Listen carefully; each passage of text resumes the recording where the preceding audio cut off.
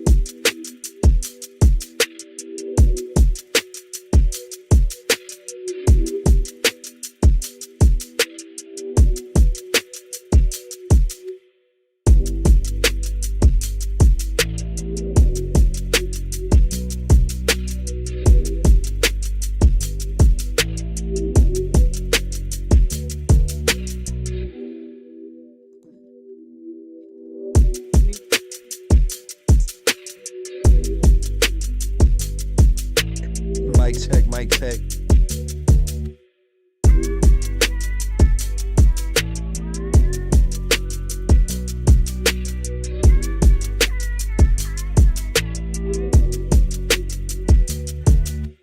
Now those days are gone. It's empty. I'm nothing. I'm working on feeling the art of humbleness. Can you be with me? That's the reason why I'm crying, because I'm not that person no more. And I miss him. Because sometimes I feel like a bitch. Because I don't want that person to come out, because if he comes out, hell is coming with him. And it's not funny at all. Yo, welcome back to the channel, guys. What's going on tonight? This morning. Hopefully y'all having a good morning, man. It's still middle of the night over here in California, but for all my East Coast people, good morning. Shout out Rebecca, man. Shout out Don for being the first in the chat. Also, welcome Rebecca. Thank you for being a member. And thank you for showing up today. Shout out Australia. Good evening, my Australian viewership, man. Appreciate you guys so much for tuning in all the way across the world. That's a really beautiful thing. So shout out to the community. Everybody in the chat, man. You guys are great. Appreciate you showing up bright and early, man. Right when we started, you guys come on in. If you guys are getting trouble with post notifications, make sure you join our Discord. I let everyone know before I go live in Discord, and I actually supply you with the link. So all you gotta do is click it and come on in. It's pretty easy. But yeah, man. So shout out everybody. Appreciate the love. Make sure you guys check out our memberships. They start at $2.99, man, for cheaper than the cheeseburger. You can support your favorite YouTube channel and help us keep going live 2 times a day for your viewing pleasures, man. If you support that, then support us, man. Real stuff. It makes all the difference. Every person who helps, whether you give a sparkle or a disco ball or the biggest gift, all of it matters. So let it all rain on in, man. You know what I mean? Let it all rain on in. If everyone throws a little bit in, then we gonna get rolling. You feel me? That's how it's always gonna go. So now that the e-bagging's out the way, let me talk about what we got lined up for you guys today. Our first video comes from EWU Body Cam. That's definitely my favorite EWU family of channels is EWU Body Cam. Elevator crushes tour guide in front of tourists. So that's crazy. Then we're gonna go to Dr. Insanity. Evil cop realizes he ran someone over. Hey, shout out Don with the 100 emoji. Thank you for helping sponsor today's stream. That's actually our first sponsorship, so thank you for the love. And then from there, we're gonna go to back-to-back Dr. Insanities. Teens accidentally run into a secrets cult's body dump. That's wild. So we got some heat lined up, and then we'll go random from there. See what's happening. Uh-oh, hey. Shout out my girl Rebecca, man. Thank you so much for that super chat, $5 from across the pond and then another pond. But shout out Australia, man. Shout out Rebecca. Thank you for the love. Thank you for helping sponsor today's stream. But yeah, with that being said, man, let's get into the first video. Shout out everybody, man. Got it going early. Hopefully we get into some extended viewing hours today. Let's see what happens. Let's go. They were traumatized because they were covered in A 1,000-foot descent into a historic gold mine.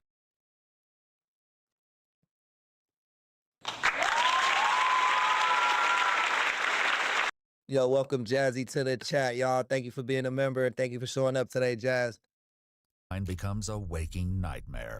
They were traumatized because they were covered in A 1,000-foot descent into a historic gold mine becomes a waking nightmare, leaving tourists helplessly trapped underground. The following footage has never been seen before. In Cripple Creek, Colorado, on the afternoon of October 10th, 2024, an elevator carrying men, women, and children began its descent into the Molly Kathleen gold mine for its third tour of the day. But halfway down, at nearly 500 feet below the surface, the elevator ground to a sudden halt. No one on the surface knew what had happened until a woman began screaming from the depths. She emerged from the shaft after climbing the ladder lining its walls, physically exhausted, claiming that someone was dead. After a 911 call, deputies quickly arrived to assess the situation. How many tracks? Well, you got 11 at 500 feet, and then there's another group at 1,000 feet. How many do we know down there? We think it's going to be 25 total. And you got one confirmed deceased made at 500 feet. He's Fell off the top. he was an employee. Yeah, he's at the yacht. Yeah. The deceased employee is later identified as the group's tour guide, 46-year-old Patrick Walter Wire. Though the deputies assumed that he fell from the shaft's opening, Patrick was actually inside the elevator with the tour group at the time of their descent. What led to his death is far more horrifying than a fall, and witness accounts will soon paint a terrifying picture. Bro, that would be so grimy. I would never go into like any of these old fucking gold mines or like coal mines, bro. Hell no. You know how dangerous that shit is? Like, that's crazy. And I feel bad for dude, bro. That's brutal, bro, to get crushed by a fucking elevator. Damn, I hope his family got some money or a settlement or something. Of his final moments. For now, nearly a dozen tourists, including 2 young children, remain trapped with his body beneath the surface. Who's this girl that's sitting over there? She's one who got up. They called? How did she get out? In the basket? Covered in blood from the guy who's only 500 feet. Trent, the manager of the mine, is currently down below, helping the hoist operator as the elevator is slowly raised 100 feet at a time. The shaft is almost completely dark, and with no way of knowing what will emerge from below, rescuers hang a white sheet around the loading bay to shield bystanders from a sight that could leave them forever scarred. The single sheet, however, won't be enough to protect anyone from what they're about to see. As the elevator nears the surface, rescue workers brace for the possibility that the freed tourists will panic. So if this gets chaotic, everybody, Chris is going to tell people not to step over this edge. That's 25 to 30 feet. Terry, everything else goes through Terry. You guys should be able to see it now. Yeah, I was thinking that too, Don. Like, all that equipment old as fuck. That elevator look all rusty and shit. Hell no. So don't listen to me, don't listen to the cops, don't listen to whatever. Just do what Terry says so we can assess people. We got it. We got people in the basket. You're going, yeah. All right, so remember, some of them are going to come from above. From this way. This was an accident. I think they said he didn't. I don't know how he got crushed, but it was an accident. LOL, welcome to the chat, my boy. Mr. 420 UK, man, welcome in.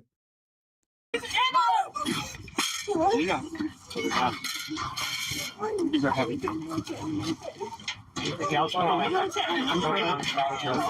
How did we get him out of that second car? Comes down the stairs. The tourists that emerge from the lower compartment are in a shocking state, with their clothes What up, Sammy? How's it going? and hard hats soaked in blood. Those in the upper level must wait for their turn to exit, and it quickly becomes clear why there's panic in their voices. We're gonna get you. Hold on. It's okay. Bro, they essentially took a blood shower, bro. Like, I think he got squished and then it like rained blood on them. That's crazy. Hold on. Everybody's clear from the bottom basket. We got more up. 5 up there. We got 5 in the top basket. 9 total. We have a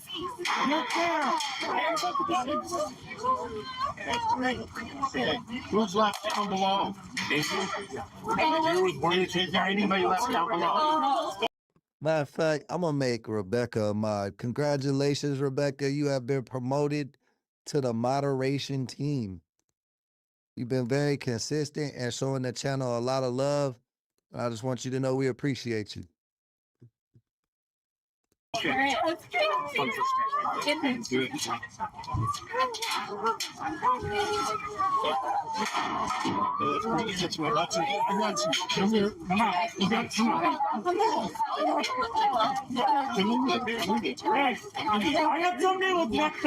Once the tourists are out, all that remains in the upper compartment is the mangled body of Patrick Wire, his twisted, broken form pointing to an unimaginably horrific death. What's even more chilling is the fact that he was in the lower compartment when the elevator began its descent.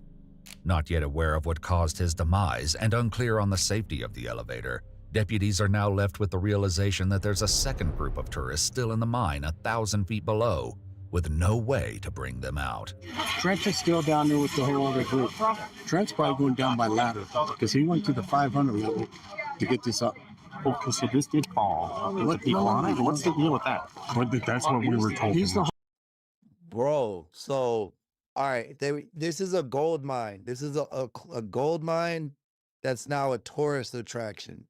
And they let people down this long elevator shaft, and then they give them a tour.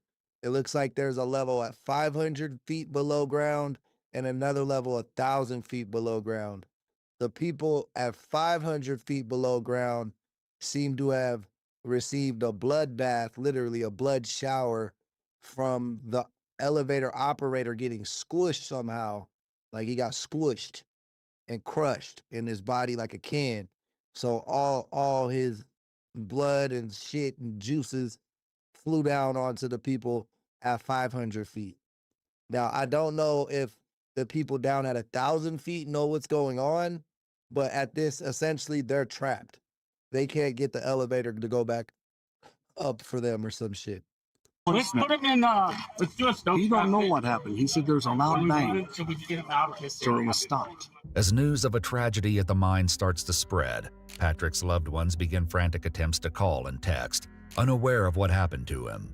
But as the witnesses are far too traumatized to coherently explain, first responders are left with only pieces of the full story. I heard that there was some separate that happened. So I'm not sure. There's a finger on these doors or the two. Just going, bro, I just did something stupid. what did you do? I can see how doors are down. The doors to each compartment are designed to be held in place by a metal latch, which prevents it from opening during the descent. But the door to the lower compartment has been torn off completely. So the initial story guy was one of the first guys in the elevator door. The more conversation was taking place. It sounds like a low that he was in the upper escalator this study. Yeah, he was in the upper basket with 5 other people, and he was deceased. The lower baskets were like 4 or 5 people to 4 of them, and they were traumatized because they were covered in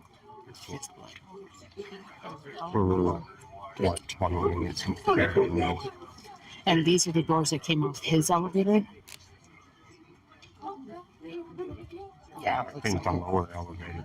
But it wasn't until the witnesses are able to calmly recount the terrifying ordeal that the truth of what happened finally falls into place. As the tour began, 7 people, including 2 children, were loaded into the upper compartment. It was then raised, allowing the remaining tourists to enter the lower section.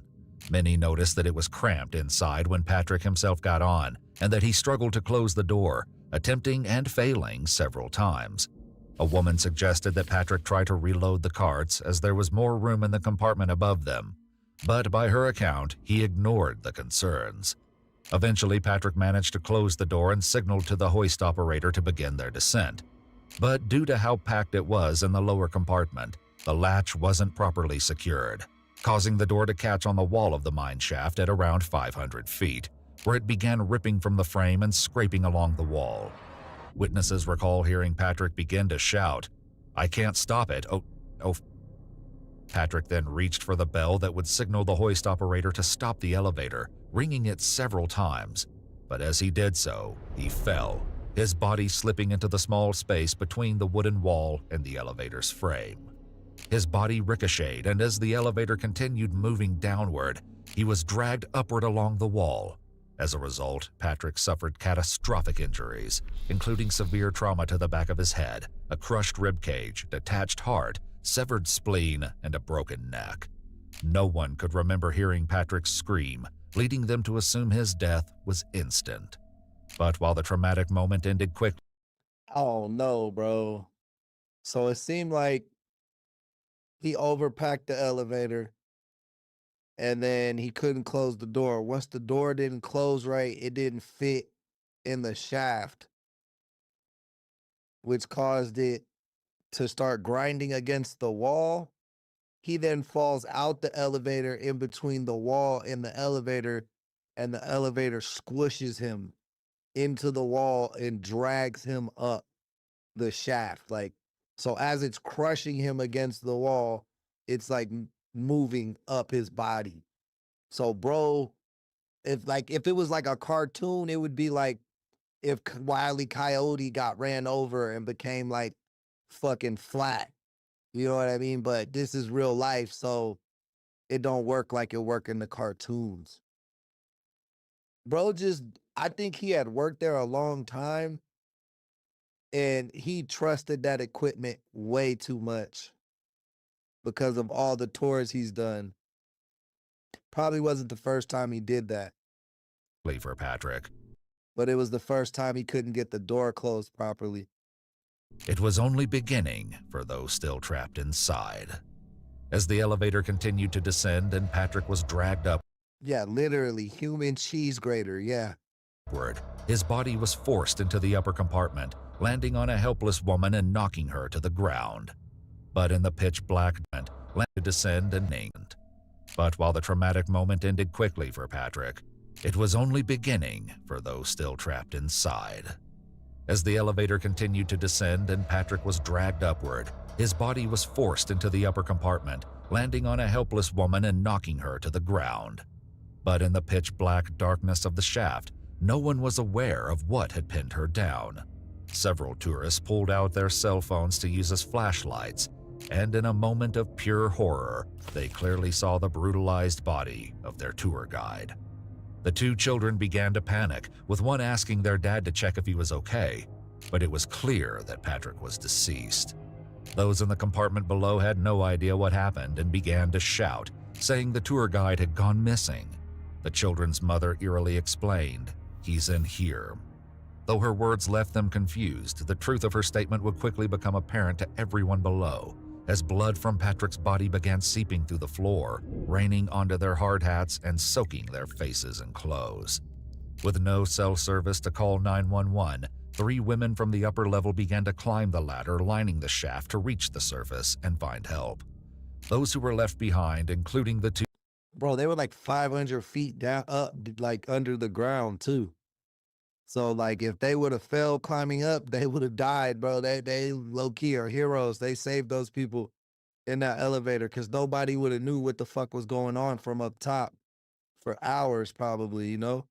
2 children remained trapped with Patrick's body until their rescue. Many of the tourists were taken to the hospital for treatment after suffering injuries during the ordeal, including the woman who was pinned by Patrick's lifeless body. The cause of the accident was ultimately determined to be operator error, and after Patrick's body was removed from the elevator, it was deemed safe to use, allowing rescuers to bring the second tour group to the surface. On a horrible thing being on vacation. Although the mine passed a safety and compliance inspection in December of 2024, clearing it to reopen, the Molly Kathleen mine remains closed to tourists for the foreseeable future. Its website now thanks visitors for the many years they allowed them to share Colorado history. As 46-year-old Patrick Wire was a former United States Airman, a memorial procession was held in downtown Cripple Creek to honor his life and service. A GoFundMe established by Patrick's brother raised over $74,000, funds dedicated to supporting the future of Patrick's 7-year-old son. Watch our full videos as they were. Well, that was nice. At least they did that, but 70 grand ain't worth my dad, I'll tell you that. His poor son, man. You know he had a closed casket, cause yeah, that's a terrible way to go. All right, man, let's get into Dr. Insanity. Evil cops realizes he ran over someone.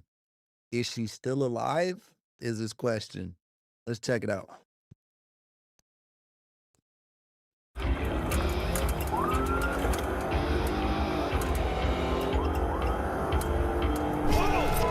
This cop just ran over an innocent civilian, killing her instantly. Here's his co-worker trying to justify his actions. I mean, he's going 50. That's not out of control. That's not reckless for a train driver. But she is dead.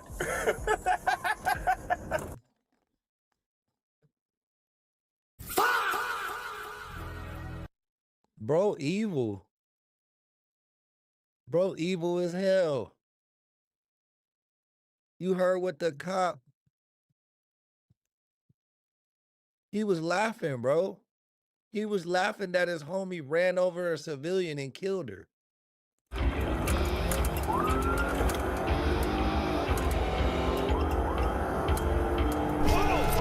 This cop just ran over an innocent civilian, killing her instantly. Here's his co-worker trying to justify his actions. I mean, he's going 50. That's not out of control. Bro was doing 70. He was not doing 50. I didn't catch that the first time. Like, watch this. He's doing 70, bro. Right now it shows 20. Like, hold on. Let me get the... Right here, I'll show you where I want you to watch. I don't think you guys can see it. Fuck. All right, hold on. Can you see it now? Yeah, you can see it now. So, all right, now let me... Right here, you can see his speedometer. Right now it's at 20.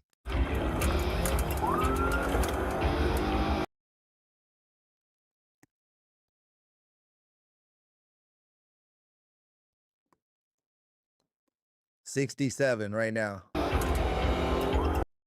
70, and it was still going up before they changed the fucking angle. And if you look in the circle, you'll see the person just right before they cut the video because they can't show the contact, you know.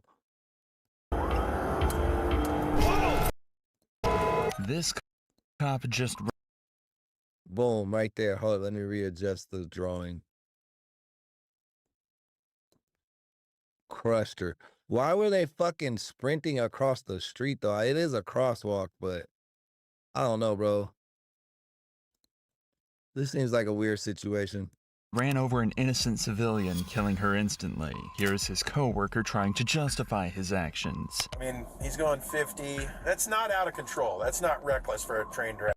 No, that's not true, Mr. 420 UK. Most police officers are not military people. A lot of times the military police force won't take military people because of like PTSD and shit like that. They like to give you the PTSD. They don't, and I don't think they want you being trained by like another force. Like, it's like they want a clean slate. You know what I mean? They want to mold their soldiers the way they want them. if that makes sense. When I say soldiers, I mean police officers. Some are ex-military, but most are not. But she is dead. Especially infantry soldiers, they have a hard time getting hired with the police. Co-worker trying to justify his actions. I mean, he's going 50. That's not out of control. That's not reckless for a trained driver. But she is dead. Nah, a lot of those tats you see are cop gangs, bro. There's legit cop gangs. Look that up. Like, now, I don't mean like just the cops are a gang. I mean, there's legit cop gangs. Even worse, he's just been caught laughing and joking about this girl being killed, all while he thought his body cam was off. She was 26 anyway. She had limited value. Shit. But cops get caught out like this all the time. Like when this cop was caught on her body cam ridiculing a mentally ill woman. I'm gonna kick this door down and rip you out of there. I love my job. And this officer is so corrupt, he outright begged his partner to disable his camera with evil intentions. Yeah, we're hot. But let's first take a look at the cops caught for stealing thousands of dollars of property from an innocent man. The officers were supposed to be collecting his property as part of an eviction notice to return to him later. Sheriff Traylor Harris and Sheriff Banks were part of the team sent to help with an eviction. Yeah, look it up. I'm telling you, it's a real thing. It's cop gangs In Missouri, but they decided they were just gonna help themselves to the expensive watches and jewelry. To cover, they tried to turn their body cams off, but Officer Banks, instead of turning it off, she turned hers back on. Hold on, don't come down here. Yeah. Hers back on to turn their body cams off, but Officer Banks, instead of turning it off, she turned hers back on. Her shit was never on, and she accidentally turned it on when she thought she was turning it off. Hold on, don't come down here. Yeah. She just whispered, "We might get it all." They still in hella shit right now. Let me see. Is she? Okay. Put him in my shirt. Look, these are constables. Oh shit, these people are supposed to evict you. That's all they're supposed to do. They're fucking stealing their watch collection, their jewelry. That's crazy. Hey, Camel. Oh, we got some cocaine. Oh. Yeah, everything here.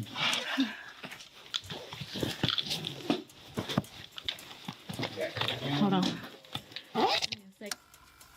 Yeah, sheriff's office. Some more money. This is more like a burglary than an eviction. In order for law enforcement to become involved with an eviction, the landlord must obtain a writ of restitution that gives a tenant a certain. Yeah, y'all cops be getting beat up and shit in the UK, bro. I don't know if I fuck with the UK way of life. I love my UK people, like y'all great.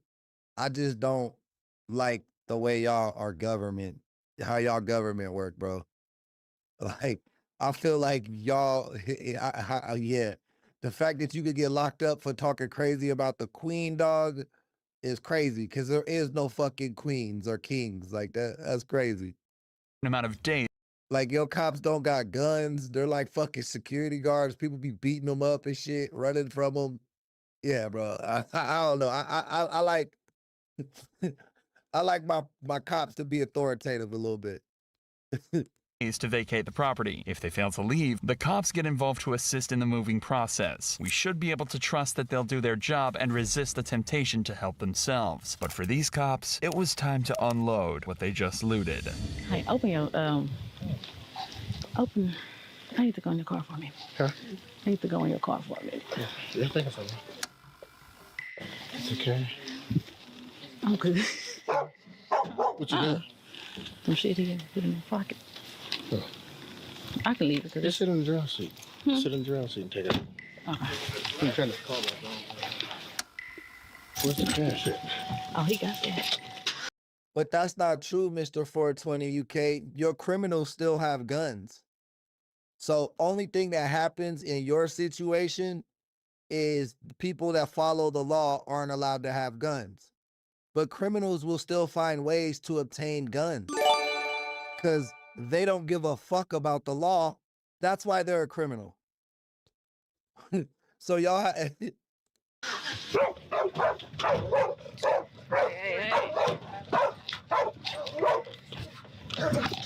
It's really not. Your death by stabbings is very comparable to our death by gun. So yeah, it's harder for a normal civilian to grab a gun, but you guys still stab each other at the same rate that we shoot each other. So literally, your safety is false. And aren't y'all having an issue with like fucking with like people? Isn't like UK super racist right now? Like it's like Muslim Arabian like people versus like white people. Like y'all, I thought tension was real high with Muslims and native UK people right now.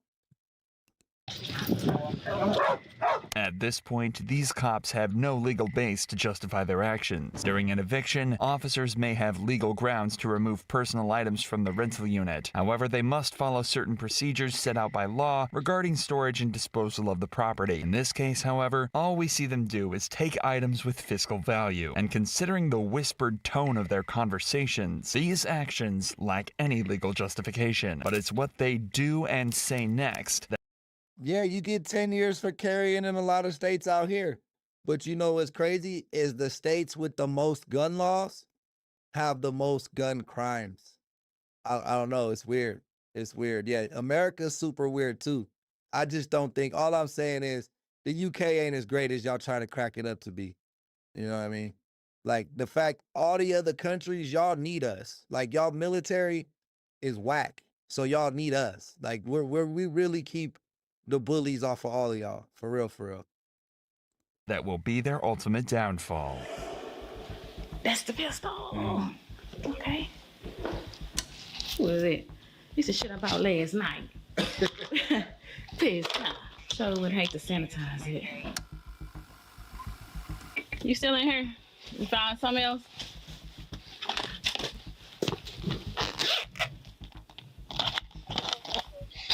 Oakley glasses.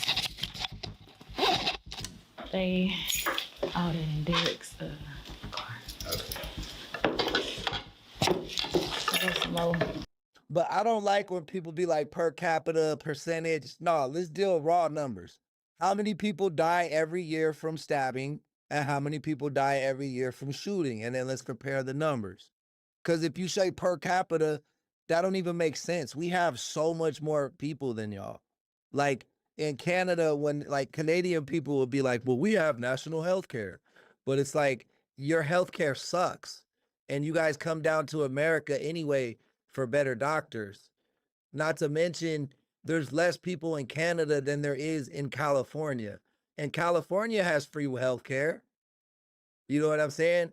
So it's hard to do like those type of that. We just got a lot of fucking people in America, bro. Like we just got a lot of fucking people in America, bro. There's a lot of people. When you think about there's more people in California than there is Canada, the whole fucking country, that's crazy. They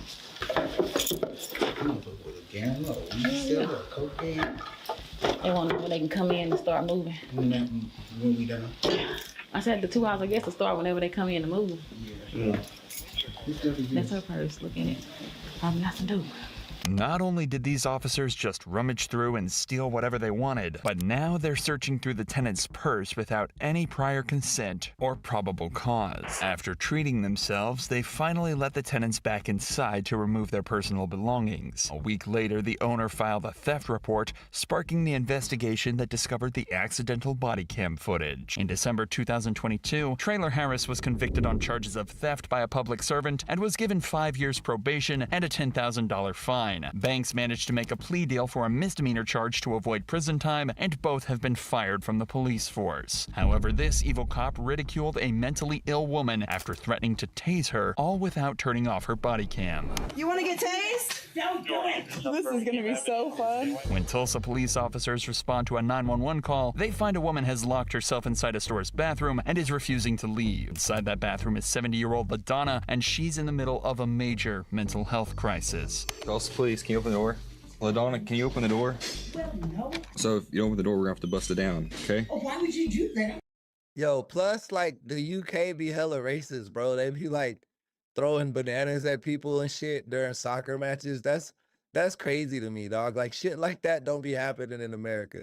Don't get me wrong. We got our own races, but motherfuckers be bold out there in the UK. So like the soccer scene gets crazy, bro. The soccer scene is crazy. But yeah. And I just can't get over the fact y'all got a queen, bro. Like y'all got a king and a queen, and y'all really pay these people money, bro. Like They want you off this property. She won't even talk. No. So I tried. She won't come out. She won't open the door. We have like a crisis team, but they're busy right now. They like handle like mental health. The store manager has every right to ask the woman to leave, and her refusal. Yeah, bro. That it's soccer, or y'all call it football, but it's really not football. It's soccer. They be wilding, bro. That's happened a lot, bro. That's ask fucking soccer players that play out there, bro. That shit happens. Refusal now makes this a potential case of trespassing, but with such a mentally unstable woman involved, these cops need to try and avoid a confrontation. What I'm trying to say is we all got our own problems, you know what I mean? Like, I just don't like when people be like, oh, UK is way safer than America or way better. Like, nah, bro, it sucks everywhere. Everywhere in the world, it sucks, bro. Unfortunately, that's not what Officer Coratia has in mind when she arrives on the scene with a big mouth and a bad attitude. How about let's get this out of here, because that's not good for us. She's spraying air freshener. Look, you can see it. I don't know, at any point in time, we gotta be ready for her to open that door and be ready to fight, because she seems pretty... The property owners want you to leave. They said that you're banned, so if you come out and leave... What have I done? Because you won't come out of the bathroom, they want you to leave. I have diarrhea and vomiting? Is that a sin? They said you've been here for 4 hours. Well, you know, time flies when we're having fun. Either you can come out and leave, or you can come out and go to jail, so you get to choose. I'll tell you what, get an LH, ask him to escort me out. Gotcha. Okay, well, I'm not getting LH. Yeah, you've been here since 11, so either you leave on your own... No, you better not do it. Hit you with that Lysol. Officer Coratia might have forgotten her every move is being filmed by another officer as she jokes and laughs about a mentally ill woman. Look, even fucking ChatGPT knows. Racism in UK soccer is persistent. Issues involving abuse directed at players, officials, and fans based on race or ethnicity. 28% of UK adults attending live matches report hearing racist chanting, a figure rising to 43% amongst ethnic minority attendees. Yeah. On the other side of that door, but they do have a way to solve this problem peacefully after LaDonna says she'll leave if the store manager asks her. The problem is she isn't on site, but the cops came up with an alternative. I love my job. You guys are gonna need new air freshener. I hope you don't mind. Oh yeah, it's unlocked. I can feel like the tension from her hand just holding it. Literally just bars through. Yeah, I literally, yeah. Once she runs out of air freshener. Yeah, when she runs out, once burns, once it burns. You can This is funny. I'm not laughing. Why are you? Because I want you to leave, and I gave you the chance. You come out on your own, or you go to jail. It's then discovered that LaDonna has an aerosol can and a cigarette lighter in the bathroom with her, and Officer Coratia is convinced that she's going to use it to light the whole place up if they don't get her out of there soon. As serious as this is becoming, Officer Coratia seems to be enjoying herself a little too much. Bro, all I did was type in UK racism in UK soccer matches. That's all I did. I didn't go through the exact thing. But I've definitely seen videos of that, bro. Like, but yeah. I'm gonna kick this door down and rip you out of there. Jesus. This is just what I wanted for the first damn call of the day. God dang it. Hey, someone needs to use the restroom. Can you open the door for them to use the restroom? Okay, yes, the cops are trying to kill me here. Can you believe this kind of thing's happening? I don't even know what this lady looks like. Is she white? I have no idea.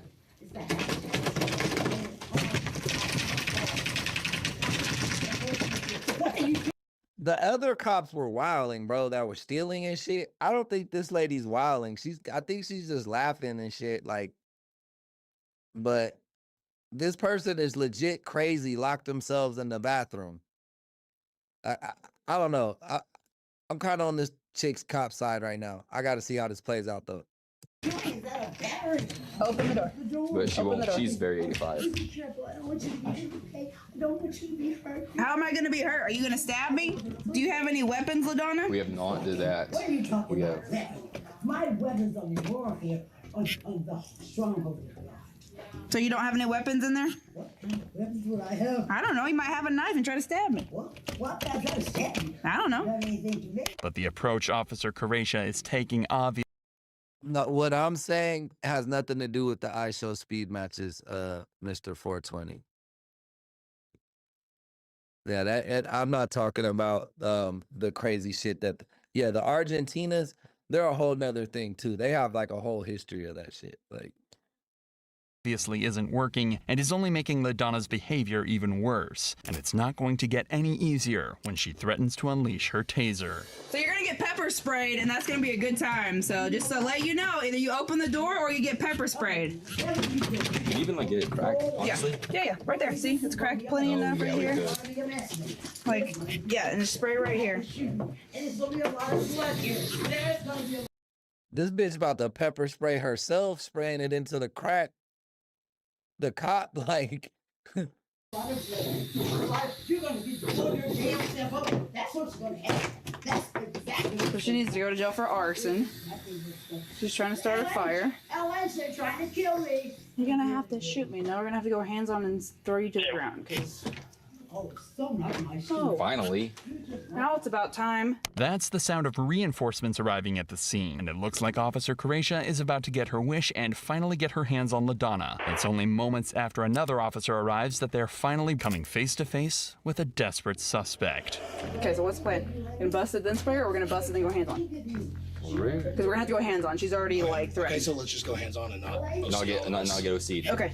Ready? Yep. What are you doing that to me? Stop it. Stop it. You're hurting me. Get your hands on my tail. That is so nasty. Yeah, this was unnecessary. We didn't have to do any of this. I'm sorry. I'm really. Yeah, I don't think the cops did nothing wrong, bro. And you know, I'll be on the cop's head. I'll be the first one to call out a fuckboy cop. They handled that pretty cleanly so far, unless they start beating her up or some shit at this point. Oh, shit. Can we clean up the blood? This is not right. It's not right, sir. This is not right, sir. No. We told you multiple times. Come on, walk. It's not nice. I gave you the chance. Okay. I did 353. No, you cannot rest. I said sit down. Okay. Sit down. I will. Okay. You're hurting me. Please don't hurt me.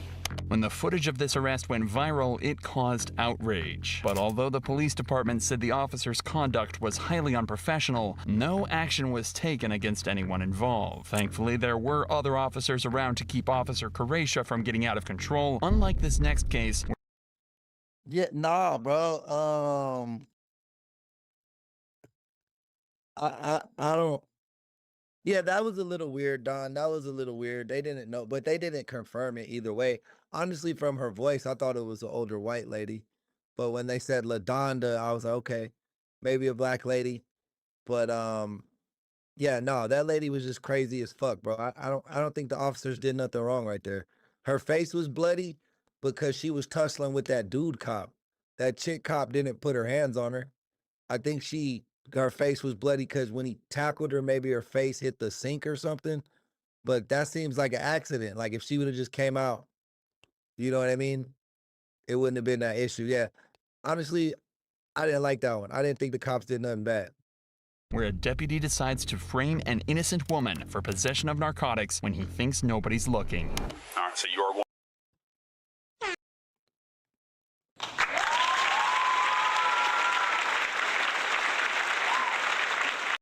Yo, Noob, welcome in, man. Thank you for being a member, and thank you for showing up today. Also, Ron. Thank you for being a member, and thank you for showing up today. Going to jail today for possession of methamphetamine. What? Don't do nothing. Officer Wester is no stranger to controversy, and this is one of 3 cases that landed him in a world of trouble and proves precisely why many people don't trust the police. Wester pulled over a vehicle containing a couple and 3 kids. For seemingly no reason whatsoever, he decided he was going to frame someone in this car as a drug addict and concoct a make-believe story, which will all be captured on his own body camera. He's going to say he's found evidence of meth inside the vehicle, while the couple's 3 terrified children are crying in the back seat. On the outside, Damn, he profiled this bitch. He profiled this bitch. He was like, she ain't got no teeth. I'm finna plant some meth on her, bro. This gonna work. She ain't got no teeth. it seems as though Wester is playing everything by the books, but when he gets back to his patrol vehicle, he reveals on his body cam exactly what he's really thinking. I love it when they don't pull out the road, man. I mean, she is tripping out up there, son. Hey, all right. I found your stuff. Look, we make traffic stops out here for drug interdiction purposes, okay? Is there anything illegal in the vehicle I need to be concerned about? Bombs, hand grenades, anything like that? Okay. Do this for me. I know it's hot, but switch the car off real quick. Okay. And just, man, as soon as he finishes, you can turn it back on. It's just that'll mess up the dog's nose. Yeah, they just don't got teeth because they hillbillies. That don't mean that they got that they smoke meth. I mean, bro planting this shit. If he smells the fumes, and I'm gonna keep the traffic off since we're a little bit in the roadway and let him do his thing. Are y'all do this because Alabama's tag? Nope. I do this 20, 30 times a shift, man. Make traffic stops. We deploy the K9. It's nothing personal at all, man.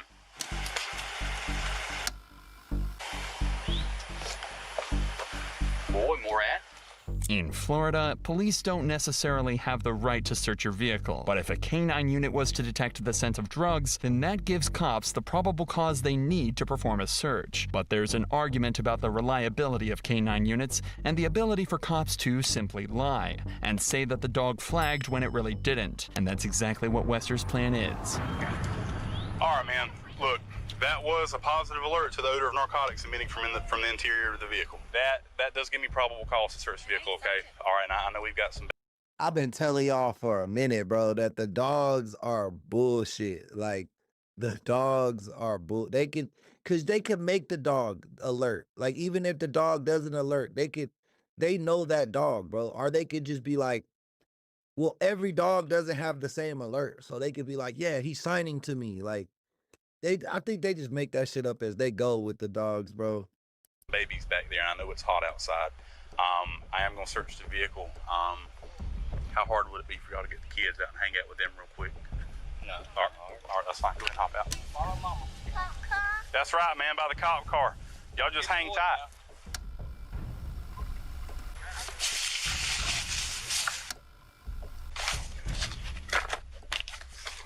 That pill bottle is what Wester is going to use to set this couple up. It's a legitimate medication, but Wester's about to test the substance in a bottle and completely fake the results on camera. Man, it's hot. Both of y'all use Excedrin? She does, because she's had headaches here lately.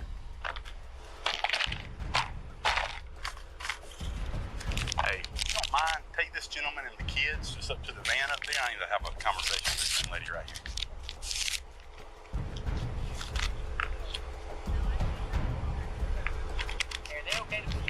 Yeah, absolutely. And they can turn the air on, that's fine. Okay. Wester's just performed a field drugs test. The test came out pink, and it was picked up on his body camera despite his efforts to hide it. Pink signifies a negative test, and now the couple should be... Bro, dirty as fuck, dog. He saw that shit was pink. He was like, fuck, I need an arrest today.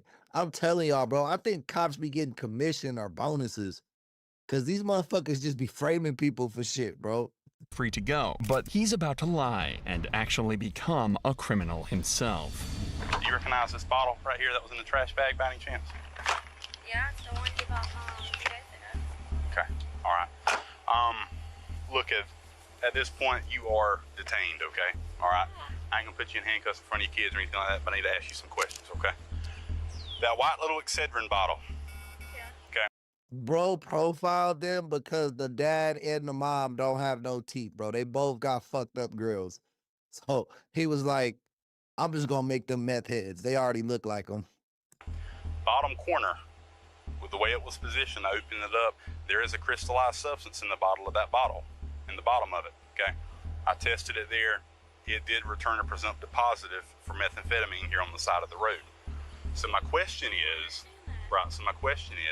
first of all, is it yours? Second, do you know where it came from? Yeah, he bought it. He bought it, okay. I have migraines. Okay. When did you put that bottle in the bag, or did you put the bottle in the bag? We just put it in there today. Is there anything on you?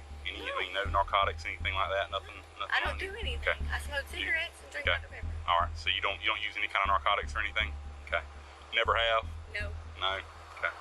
Like I said, I don't mess with that stuff. You've never messed with it in the past? No. It's no wonder the female passenger looks stunned, as she has no idea what Wester is talking about. Either she came into contact with meth through someone else, or this cop is lying. Have y'all ever had anybody? Hella low IQ, BY. Bro thought he was slick, though. He thought he cuffed it. So, like, it would show on camera, and he'd be able to say, oh, it didn't pick up on my body cam, but it was for sure positive. And then when he got back to the police station, he was probably gonna switch it with a positive test example, because they got narcotics and shit in the fucking evidence room. Ride in the vehicle with you at any chance? Because I'm gonna be honest with you, here's where I'm at right now. Right now, you are in constructive possession of methamphetamine. My brother and my sister, him and my sister, they used to do it. But since she had her kids taken away, they live in Wausau. Right. So, I just went over there to pick up some money for my mama and was going home. That's all I was doing. Let me ask you this. Now she's stitching on her family members for no reason, bro. This shit going wild. This question. The driver of this vehicle, I'm guessing that's your husband. Yeah. Does he use methamphetamine? No. Does he use any kind of illegal narcotics? No. Doesn't smoke weed? No. Nothing like that? Okay. All right. Wester must have thought he was home free when she mentioned she just visited family, and they've had problems with drug addiction in the past. He's going to use this to his advantage and tell this innocent woman she's going to jail while trying to blame it all on her own family. If she was found guilty of possession of meth, she could face 5 years in prison and a $5,000 fine. All right, so you are going to jail today for possession of methamphetamine because it was on your... Bro, that shit's a scam. I just thought of that. Like, drugs are a scam, bro. Like crack, heroin, meth, cocaine. Like, scientists had to have made these drugs. Like, chemical, like chemistry type people, chemists would have to make these drugs and let that information be known to the public. I'm not saying now, like, it's so prevalent that there's cooks and shit like that, you know what I mean, now, but I'm saying in the beginning, allegedly, I think the CIA released that shit on people so that they would always have people addicted to drugs and driving around doing this shit so they could take you to jail. Like, they're saying this lady's facing up to 5 years for having an Excedrin bottle. I mean, even if there was methamphetamine in there, which there wasn't, 5 years for this much meth? That's crazy, bro. You're not hurting anybody but yourself doing drugs. Selling drugs should be illegal, but doing drugs should not. Like, we should not punish the fiends, bro. It's crazy. Your side of the vehicle, it was on the bag. Whenever you were looking for your ID, you would reach in there, you would touch the bag. Okay, so you are in possession of that today. All right?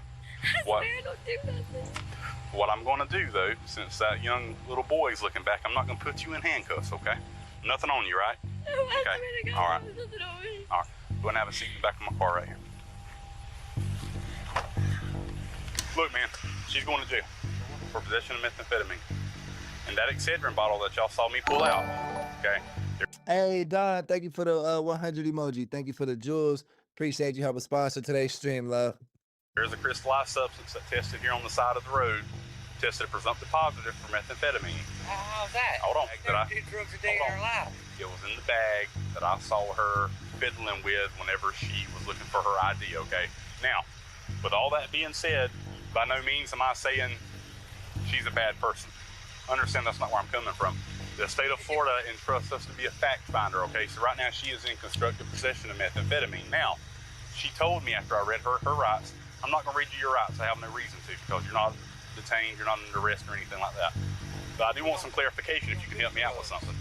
She told me that y'all were just at a residence in Wausau with people that use methamphetamine. Yeah, that would be her sister and her sister's old man. So my advice in the future, don't let people that So you now know... she's going down for that? Yes, sir. And let me explain. It's a felony in the state of Florida. I don't really have discretion in the state of Florida, brother, okay? Wester is clearly loving every moment that he sets up these two innocent people, and he wants to be there until Have a good night, Rebecca. Congrats on the promotion to mod. she's locked away in her jail cell. Never been there before. I'm gonna let the jail staff know whenever I get there. Actually, I'll walk in with her, and I'll let them know that she's upset and she's scared, and they might be able to do something, put her in her own Hey, what up, Candy Jack? Welcome to the chat. holding cell or something for the night. They might be able to work something out. I've never been there before. Right.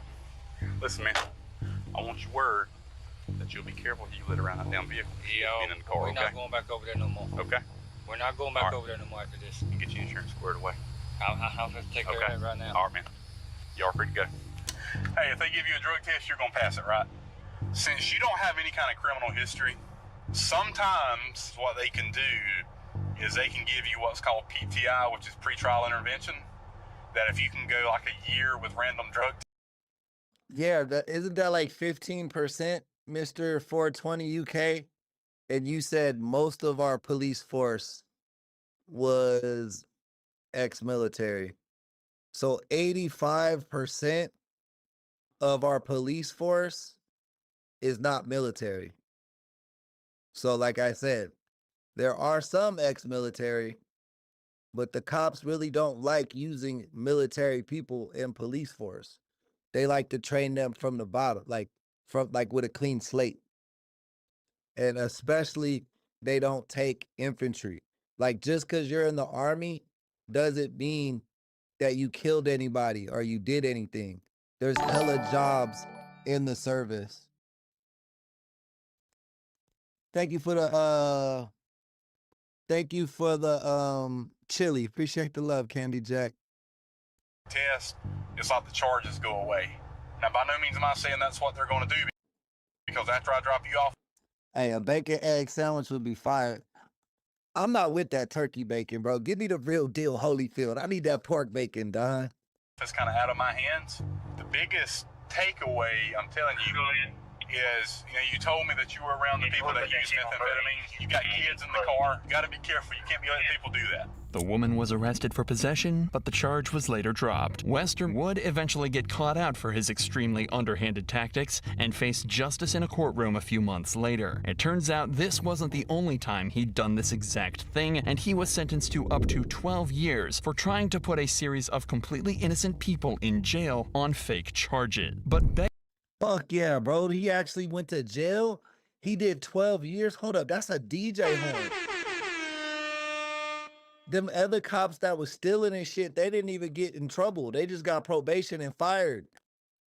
And they were literally like breaking into people's houses or, essentially like, hey, let us check your house before we evict you. And then they take all their good shit and leave. That's crazy. begging a fellow officer. It's the salt. Yeah, the pork does have a lot of salt. I respect it, Don. Your health comes first. Health over taste buds for sure.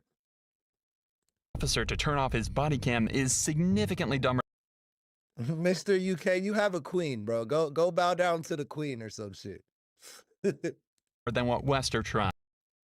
Y'all pay the queen, bro. Go pay the queen tax. Yeah, we're hot. It all starts with a 911 call about a trailer that's been reported stolen in broad daylight. This trailer's worth $10,000 and its size makes it easy to spot. But what makes it even easier is the damage it sustained as it crashed into a gate during the escape, causing visible marks to one side of the trailer. Candy, I love turkey. I just don't fuck with turkey bacon. I don't think it's terrible. I'm just not a fan. You know what I mean? Like if it's there, if it's all that's there, I'll eat it.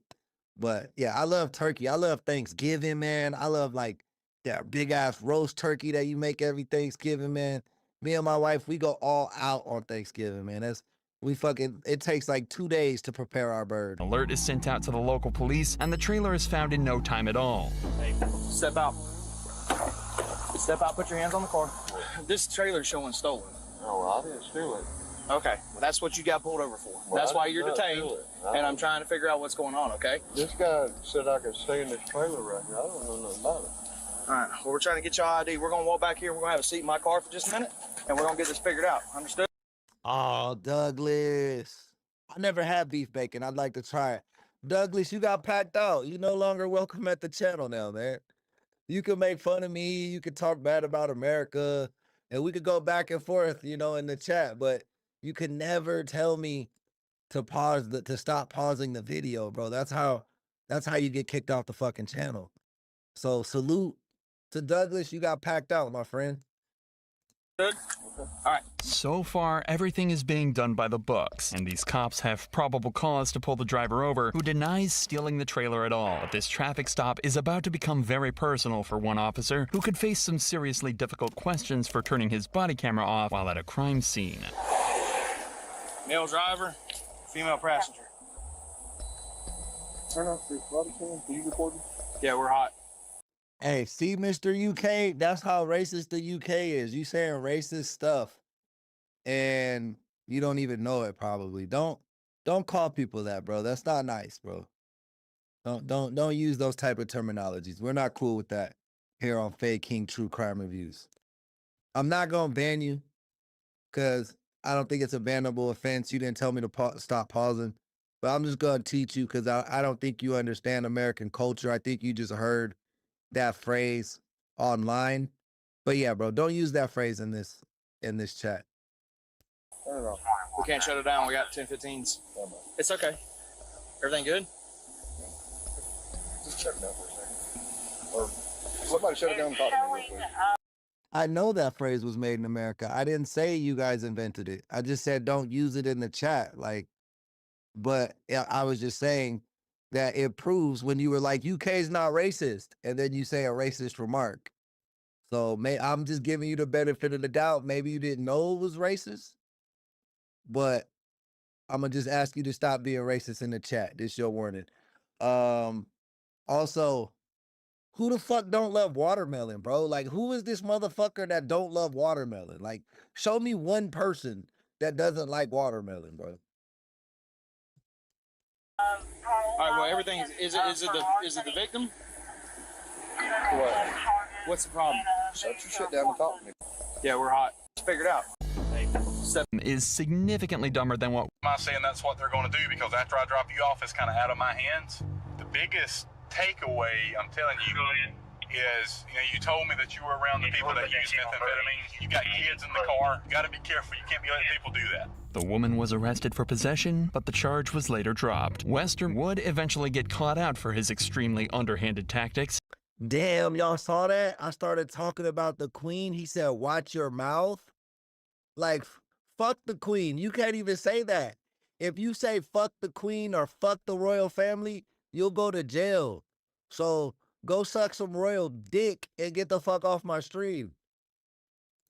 And faced justice in a courtroom a few months later. It turns out this wasn't the only time he'd done this exact thing, and he was sentenced to up to 12 years for trying to put a series of completely innocent people in jail on fake charges. But begging a fellow officer to turn off his body cam is significantly dumber than what Wester tried. Yeah, we're hot.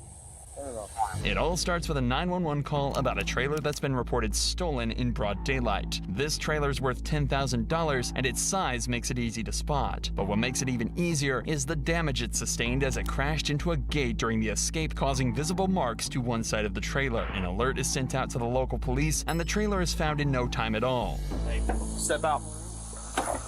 Step out, put your hands on the car. This trailer's showing stolen. Oh, I didn't steal it. Okay, well, that's what you got pulled over for. That's why you're... Well, whoever took her place, Mr. 420, fuck them too, okay? And I can say that because I'm an American and I'm free. If you talk bad about Muslims, you'll go to jail. Like, you're not free in the UK, brother. You have no rights. Just be happy with your beans and toast for breakfast. Detained, and I'm trying to figure out what's going on, okay? This guy said I could stay in this trailer right here. I don't know nothing about it. All right, well, we're trying to get your ID. We're going to walk back here. We're going to have a seat in my car for just a minute, and we're going to get this figured out. Understood? Okay. All right. So far, everything is being done by the books, and these cops have probable cause to pull the driver over, who denies stealing the trailer at all. But this traffic stop is about to become very personal for one officer, who could face some seriously difficult questions for turning his body camera off while at a crime scene. Male driver, female passenger. Turn off the body cam. Are you recording? Yeah, we're hot. Turn it off. We can't shut it down. We got 10-15s. It's okay. Everything good? Just shut it down for a second. Or somebody shut it down and talk to me real quick. All right. Well, everything is it the victim? What? What's the problem? Shut your shit down and talk to me, please. Man, Tim, will you stand right here with her? Yes, I sure will. All right. Hey, Mama, come here and talk. Turn it off. We can't shut this shit off, dude. Just, I don't give a. Put it on my foot or something. I need to talk to somebody real quick. Okay. Is there something screwed up with the case, or is it something personal? It's personal? Okay.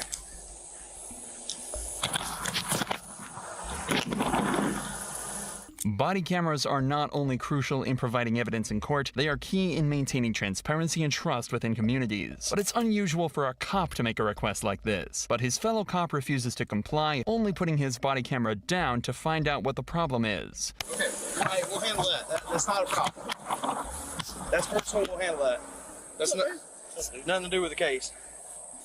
All right, let's go up here, let's slow it down, and let's go get a statement from him. We'll deal with that in a minute, okay? Nah, man, I don't know. Like, I don't know, bro. Everybody I've ever met that was Muslim was chill. Like, I've never said nothing bad about a Muslim, but I've seen people on the internet say that they were going back and forth with people online and it got out of hand, and then the police showed up to their house because they said some anti-Muslim stuff in the UK. And now I thought that was crazy. I don't like racism or any of that type of shit by any means against anybody. But just because a black guy makes a white guy joke or a white guy makes a black guy joke, I don't think the police should be at your door. Now, if the person you made the joke about comes to your door, that's a different story. That's his obligation. But for the government to intervene like that is a little crazy. Like, if you're not, you know, like, if you're not hurting nobody, bro, leave it alone. If you're not outside trying to start a fucking riot, leave it alone, you know? I ain't shutting my damn body camera off. He can kick rocks. I ain't doing that shit. I was here during the... Hey, we need more cops like this. That cop asked him to turn his body camera off. He said, fuck that. 2017 debacle. I ain't shutting that shit off. It was never confirmed exactly why the cop wanted the body cameras turned off so much, but some people think it was because he knew the suspect and wanted to tell the officers to call the search off. That cop did everything he could to avoid being caught on camera, unlike this next one who forgot to turn his camera off and made some truly horrifying comments. She went up on the hood, hit the windshield, flew off the car. But she is dead. Basically, the cop just wanted to turn his body camera off. That video, the cop, he was sus as fuck, but I don't think he really said what he wanted to say because he didn't trust the other cop. You know what I mean? But the fact the other cop reported him for being like, hey, he asked me to turn my body camera off. I'm not doing that shit. Now, this is the main video. Remember the one that they led in this video about the cop who ran the lady over? Now we're finally on this one. So let's lock back in. My bad for all the side talk and fucking with trolls. But let's do the damn thing. Next one who forgot to turn his camera off and made some truly horrifying comments. She went up on the hood, hit the windshield, flew off the car. But she is dead. This is Officer Otterer laughing and joking about a woman who's been innocently... That's crazy. Y'all heard how he laughed, bro? That was like an evil Joker-ass laugh. Like, so much, but some people think it was because he knew the... Bro laughed like a Gotham villain. truly horrifying comments. She went up on the hood, hit the windshield, brakes flew off the car. But she is dead. This is Officer Otterer laughing and joking about a woman who's been innocently killed by police. This footage was captured a day after a traffic incident in Seattle where a woman in her 20s was killed by a police car speeding to an emergency. The accident itself was nothing more than a tragedy, as the officer driving was doing over 70 miles per hour, responding to a call that was described as high priority. I'm sure, oh, he's good. He says, well, normally we don't give voluntary statements. And I said, hey, you're going to have to decide if you wanted to give a statement or not, but it does not seem like there's a criminal investigation going on. He's going 50. That's not out of control. That's not reckless for a trained driver. Initially, he said she was in a crosswalk. There's a witness that says, no, she wasn't, but that witness could be different because I don't think she was thrown 40 feet either. Even though it was nothing more than an accident, the officer involved must go through a drug test. And Bro, she was literally in a crosswalk. We saw her walking across the street. And yeah, if you're she tried to run out and across the street. I think she was stupid for trying to cross the street because bro had his sirens on. But he shouldn't be doing 70 down a fucking downtown street. You know what I mean? This looks like a downtown or a city area, like a real busy foot traffic area in Seattle, it seems to be. And bro's just doing 70 down the street. Like, that's crazy. So, you know, stupid is as stupid does. Both people were stupid in this situation. Lady lost her life. Bro should definitely get suspended or lose his job or some shit. that test was conducted by Officer Otterer. This appalling lack of humanity from the officer was captured the day after, when he was caught on camera showing his true colors while talking about the case. I think she went up on the hood, hit the windshield, then when he hit the brakes, flew off the car. But she is dead.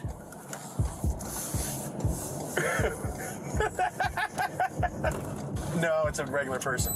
Yeah, just write a check. Yeah, $11,000. She was 26 anyway. She had limited value. Officer Otterer's views are pretty clear, but not if you ask him. The video was later discovered by an employee within the Seattle Police Department and turned over for investigation. David later justified his comments, saying that they were intended to mock the lawyers that will be involved in the case. His fate remains unknown at this time. Last we heard, he was pulled off duty, and it was recommended he would be fired. Yeah, I would hope so. Like, fuck. Bro out here laughing about dead people and shit. All right, this is the one that really got me. I should have saved this for a video lead, but fuck it. This looks good as hell, man. I like Dr. Insanity really a lot. So we're going back to back Dr. Insanity. Teens accidentally runs into secret cult's body dump. Man, looks like some type of satanic cult or some shit like that. Let's see what happens. Like, I'm not gonna, my heart is beating, bro.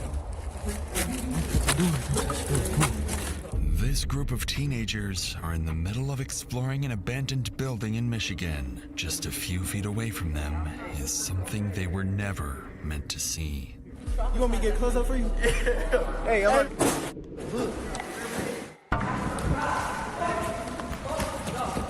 Come on, Aiden. Come on, Aiden.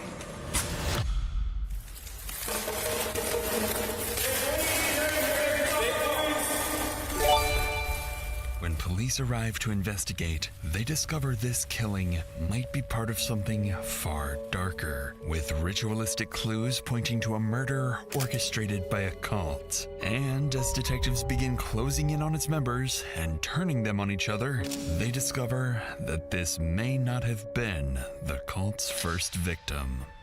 Richie, so to speak, that they wanted to kill right after getting married.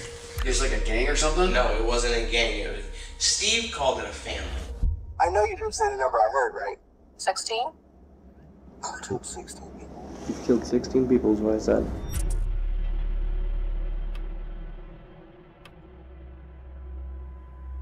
It's a late Thursday evening in Monroe County, Michigan, when 7 high school students decide to explore an abandoned juvenile detention center. But the moment they step inside, they stumble upon something they were never meant to see and immediately start recording. I don't even know if I want to really get it. All right, so we seen Yo, it. don't- My fault. yo, We don't- seen the body. No one's seen a body. This is for. Like, my heart is beating, bro. Tell me if it. Hey, I don't want. I'm not looking. I'm not looking either. Look. Bro, you could be traumatized. You want me to get close up for you? Hey, I'm about That's it. Wait, am I moving? Hold up. Oh. Yes. Here, I'm gonna be. Kick that door off.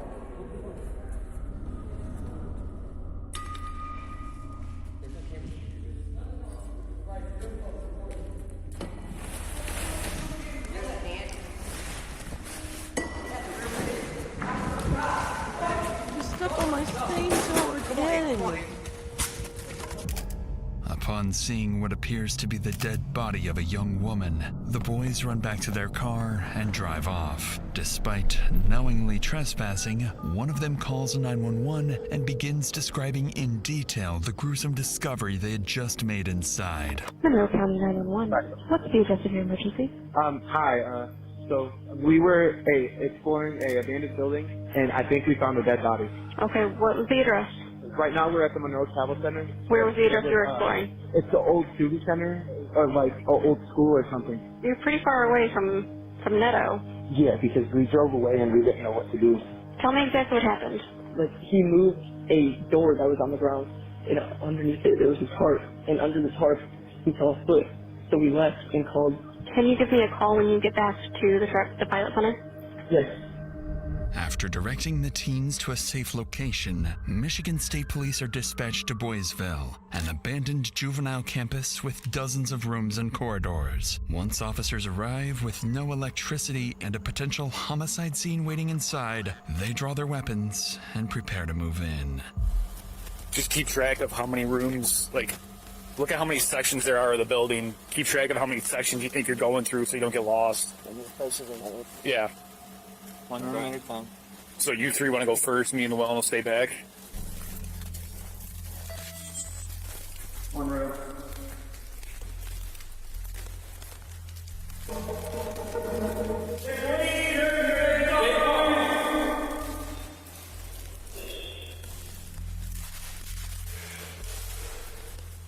Head door on the left.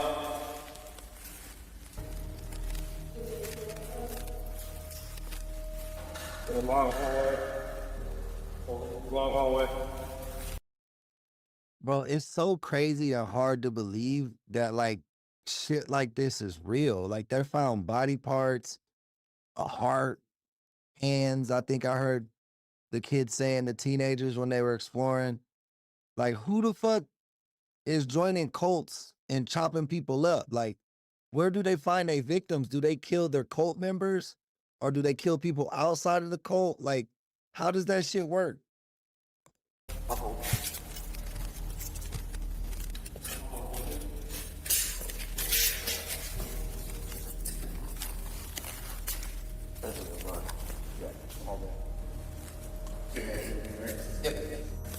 On the floor, underneath the tarp, lies the deceased body the teens found earlier. But before officers can properly examine it, they have to clear the rest of the building and make sure they're the only ones inside.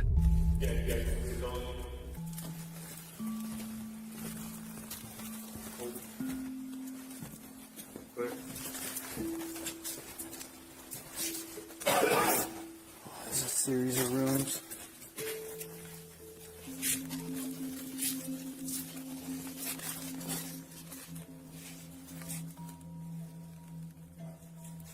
Multiple doors here. Let me take right.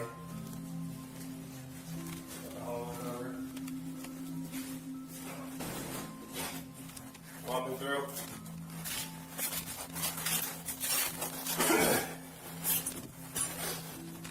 Walking through. Stay, please. After an hour of clearing the building room by room, officers find no one else inside. With the building now cleared, officers return to the victim and begin trying to identify her. Given the location, they initially assume she may have been homeless and simply overdosed. But that assumption would quickly be turned upside down upon further inspection. But there was a time where people were coming in here like on a regular basis, like the haunted house type stuff, you know, like looking for ghosts and whatnot. I think that's blood under her head, like she got hit or around her. Yeah.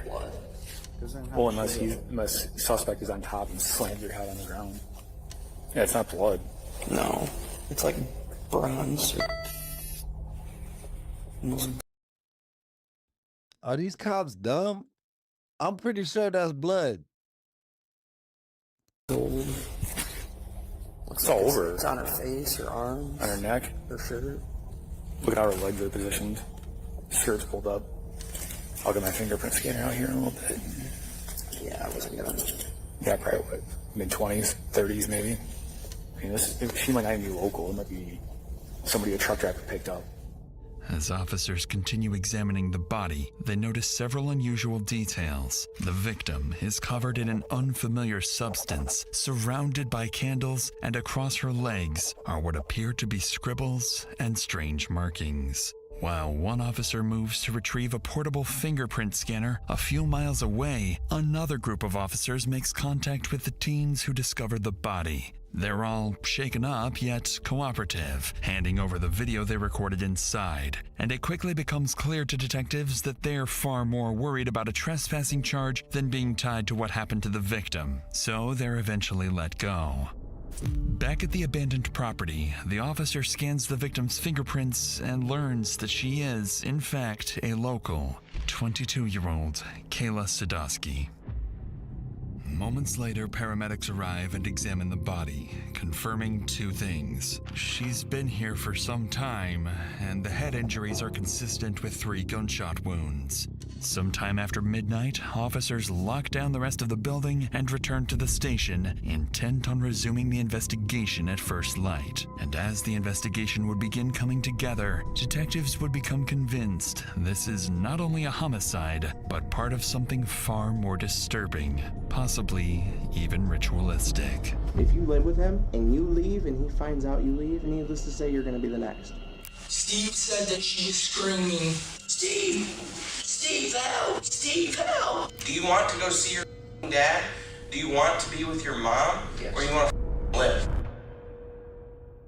The next morning, officers begin reviewing every available CCTV camera in the area, and after hours of combing through footage dating back 2 weeks, they finally spot her. On February 15th, at around 10 p.m., Kayla is seen leaving the Rosler Street apartments and walking across the Rosler Street Bridge. An hour later, at around 11 p.m., she appears on camera again, walking across the same bridge. But this time, she stops, turns around. Yo, what up, Rocket? Welcome to the chat. Thank you for being a member, and thank you for showing up today.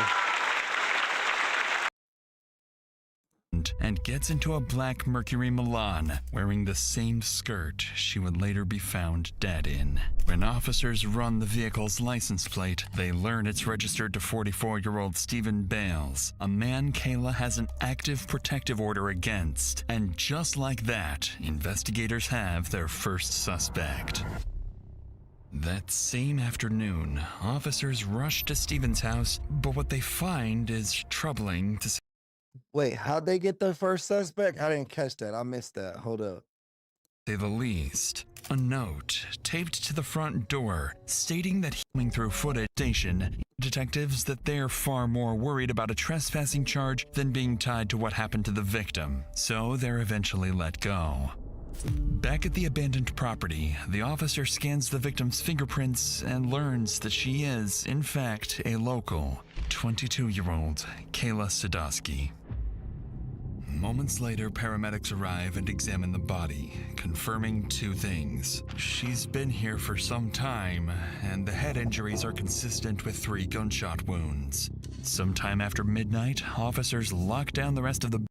Ah, damn, that wasn't no drug overdose, y'all.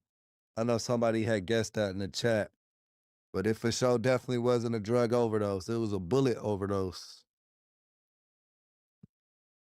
building and returned to the station, intent on resuming the investigation at first light. And as the investigation would begin coming together, detectives would become convinced this is not only a homicide, but part of something far more disturbing, possibly even ritualistic. If you live with him and you leave and he finds out you leave, needless to say, you're going to be the next.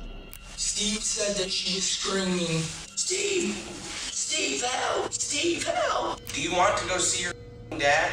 Do you want to be with your mom? Or you want to live? The next morning, officers begin reviewing every available CCTV camera in the area, and after hours of combing through footage dating back 2 weeks, they finally spot her. On February 15th at around 10 p.m., Kayla is seen leaving the Rosler Street apartments and walking across the Rosler Street Bridge. An hour later, at around 11 p.m., she appears on camera again, walking across the same bridge. But this time, she stops, turns around, and gets into a black Mercury Milan, wearing the same skirt she would later be found dead in. When officers run the vehicle's license plate, they learn it's registered to 44-year-old Stephen Bales, a man Kayla has an active protective order against. And just like that, investigators have their first suspect. That same afternoon, officers rush to Stephen's house, but what they find is troubling to say the least. A note taped to the front door stating that he and his wife, Narina, have left for their honeymoon. To investigators, the timing seems far too convenient, so they try calling him, but he never picks up. Bro, who the fuck would leave a note on their front door? Hey, we're out of town. Like, aren't you just asking for your shit to get broke into at that point? This is Stephen Bales. Leave a message after the beep. A search warrant is requested, but in the meantime, there's little police can do but wait, while Stephen and whoever else may be responsible remains free to roam the streets. 2 weeks pass after the body is discovered, yet there's still no sign of Stephen. But then, more than 100 miles away in Shelby, Ohio, police receive a 911 call they certainly aren't expecting, as 19-year-old Bryn Smith tells dispatchers someone is trying to kill him. And when Ohio officers go to meet him, they would unknowingly step into another state's investigation and give them an unexpected lead. Bro, Ohio man is competing. Ohio, hey, thank you for the I can't talk. Thank you for the gift, Candy. Appreciate you helping sponsor the stream. Welcome to the chat, love. Ohio man is competing with New Mexico man and Florida man as the craziest man in America. But I think it goes Florida, New Mexico, Ohio. I really do. Hello, what's going on? So I finally got away from them, and I just called the cops, so they're here now. So I got you on the phone because you're a witness for me. So my cousin in Monroe, Michigan, this is my aunt, by the way. She knows, like, everything going on.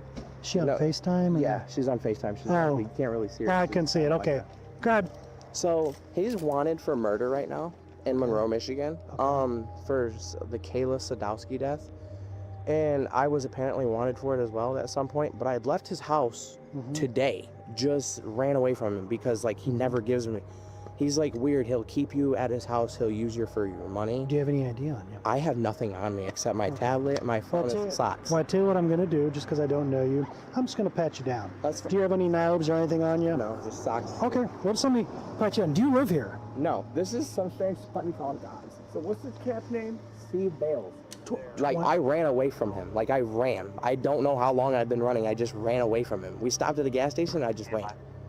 Does that make sense? Like, I stopped because, like, I lived with him and he won't let you leave his house when you're there. He's weird. He will hurt you. I have videos of the person that did it admitting to it. Oh, wow. Because I lived with all of them in the house together, like in one bedroom. And she was acting real funny one day, so I had, like, walked away and I called her on my own phone and I got videos of her. Why don't we go out of the seat in the back of this officer's car on the other side? Okay. Other side? Yeah. As if the investigation wasn't complicated enough, Bryn is accusing someone other than Steven of being the killer and even refers to a group of people he and Steven had been living with. The problem is, these officers are from another state and know nothing about Kayla's murder, so they decide to take him to the station to get some clarity on the situation. Upon arriving, officers contact Michigan State Police, and that's when they are finally briefed on Kayla's murder investigation. More than anything, Michigan investigators are fixated on this alleged confession video, urging Ohio detectives to obtain it as quickly as possible. And once Bryn sits down for his interview, what he would go on to describe would sound to detectives almost as if he had just escaped a cult. Now you don't gotta worry about me being killed. So, what was, and this gentleman that apparently killed this girl, what's his name? Steve. Well, I know who killed her. I have a video of her admitting to it. Because we all lived in the same apartment together. So there was a one-bedroom apartment that he owned, him and his wife. He had like 8 people living there. I was one of them. And in order to live there, he took your food stamp card. He would take whatever card you had. And basically your money and everything was his. I did not agree to that, so he knew not to take from me. I just stayed there. I slept on the couch. I woke my head and I laid my head. So we're going down, and he gets married through all this. Now, our ex becomes missing. So I was wondering, because you say our ex. Yeah, we both had dated the same woman. Okay. So she becomes missing, and everybody in the house starts acting weird. So I'm gonna try to pull up this video of Caitlin, the one who supposedly killed Gail, admitting that she did it. Did you ever think about going to the Michigan authorities with this? I couldn't. Why? If you live with him and you leave and he finds out you leave and he finds you, basically needless to say, you're gonna be the next. So if you live with him, you're not allowed to leave. He's basically a person who's gonna get you in his house and is gonna trap you in him. Keep you just for your money. To detectives' surprise, Bryn seems unusually open and talkative for someone who believes he's being hunted. After all, there's no telling whether Steven will come after him the moment this interview is over. At this point, investigators need to see this video Bryn can't stop talking about, but what they're about to see would be far more than Bryn promised. So who do you think killed this girl? I know who killed her. I got the video right here to show you. Okay, well, let's see it, my man. You can obviously tell I was shocked as hell. How many? I know you didn't say the number I heard, right?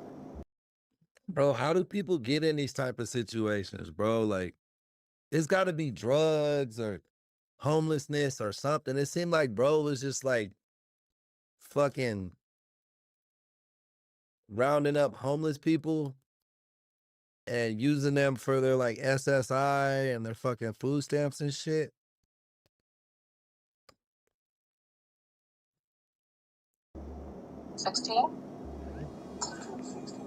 He's killed 16 people is what I said.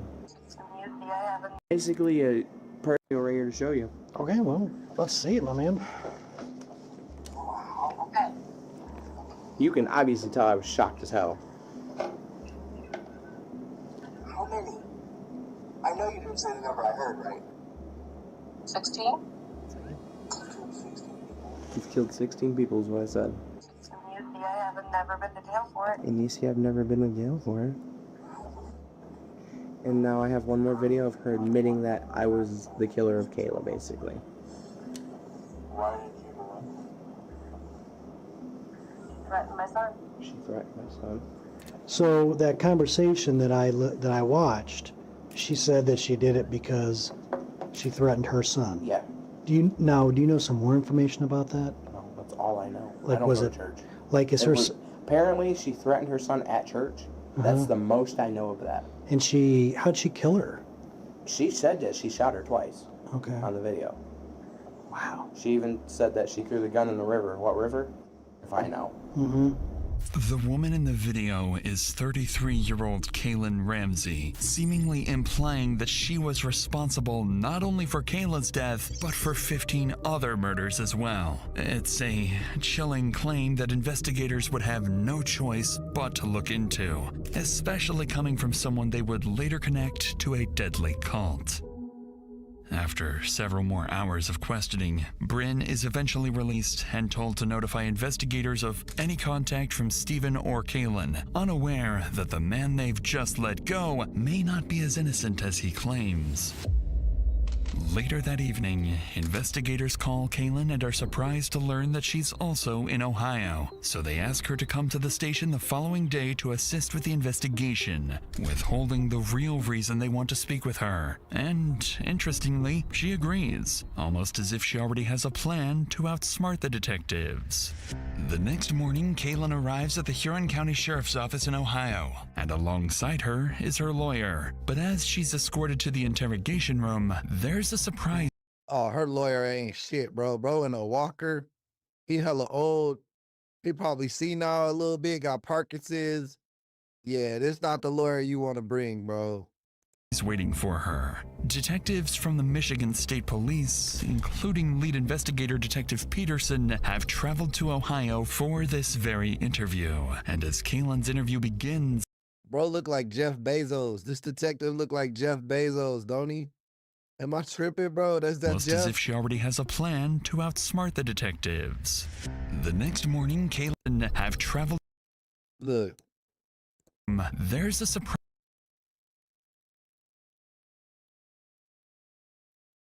There's a surprise waiting for her. Detectives from the Michigan State Police, including lead investigator.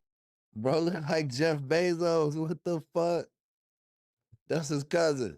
Investigator Detective Peterson have traveled to Ohio for this very interview. And as Kaylin's interview begins, her story would quickly start to unravel until she eventually slips up and says something she was never supposed to know. But before we get to that, this case is a disturbing reminder of how quickly someone else's actions can change your life forever. In January 2021, 62-year-old Lewis Brown was driving to work at his job as a deli meat cutter when another driver pulled out into an intersection. Actually, you don't pay a fee. Again, that's for the people. Rate your life on a scale from 1 to 10. 1 is the worst life ever, 10 is the best life ever. Right now, Yeah. it's a 1. It's a 1? But after, hopefully today, it'll be a 10. Okay. So what's going wrong right now? Me living my life in fear And why are you living in fear?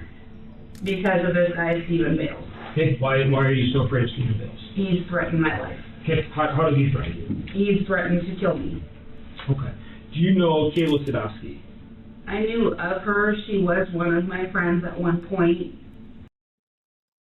Do you think she killed her, or do you think bro was like faking that he ran away to Steven from Steven and shit? Like saying, oh, he did some other shit. Like he's a mean guy. But really his ploy was to set her up for this murder. I don't know, but she did say she did that shit on tape. So I'm just trying to think of a plot twist, you know? Until I moved out here 3 years ago and we lost contact. Tell me about her. Tell me about Kayla. She was such a sweetheart. Oh my God. She even loved my youngest son. She was a sweetheart. She was just like me, outgoing, laid back, calm, give her shirt off her back to whoever needed it more than her. Okay. Her and I were a lot alike. Was she easy to get along with them? Oh yeah, she was very easy to get along with. Such a sweetheart. Okay, did you have any conflicts with her ever? No, I've never had a conflict with her at all whatsoever. Was there a time where, recently where she accused you of hitting with her belt? No, not that I'm aware of. Okay. I mean, it's something I would never do. I don't have a mean bone in my body. Okay, understood. Anyone you talk to about me will tell you I'm such a sweetheart. Okay, I believe it. Last contact I had with her was just shortly before whatever happened to her, and it kills me. I had just talked to her about maybe the day before or maybe a few days before she had passed at the grocery store. Okay. When was that? Around Valentine's Day.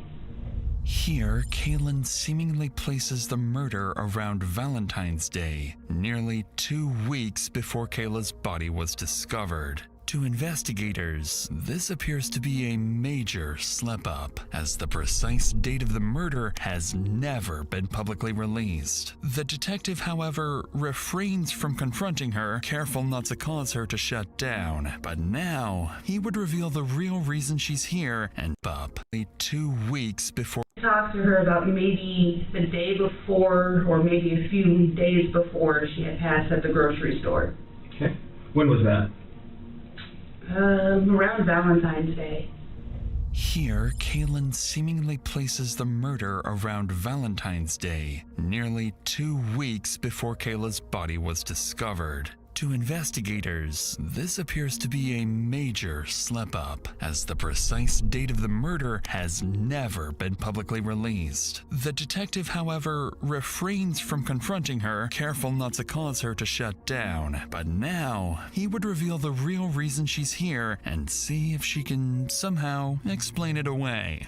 I'm not making this up. I'm not here to trick you. We have a video of you saying that you were the one that killed her. No. I would never kill anybody. Because I'm a sweetheart. I would never hurt anybody. Listen, that's why I take the time. Day in my life. This is why I take the time to talk to you. So it's 5 videos. We'll go through them all if you want to. Unless they're trying to pin this on me that I had nothing to do with. Well, let's watch these, and I want to talk to you because let's just. How many?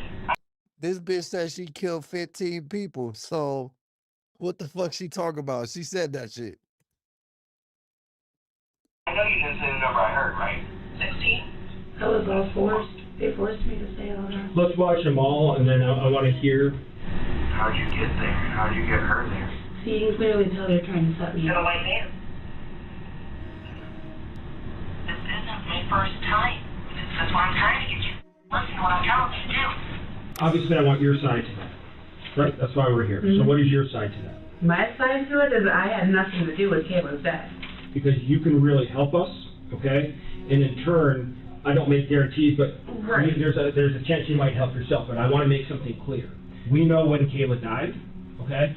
And we also know that we have a video of you with Steve, okay, and Narina, very short time after her death, together at a party store.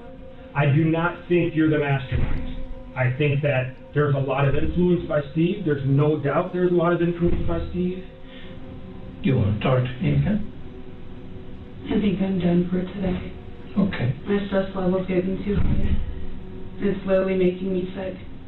After being shown the video, Kaylin does exactly what investigators feared most. She ends the interview before giving them enough probable cause to detain her, and so she's released. The following day, detectives finally get their first lucky. Damn, the video wasn't enough, bro. She literally admitting to that shit on camera.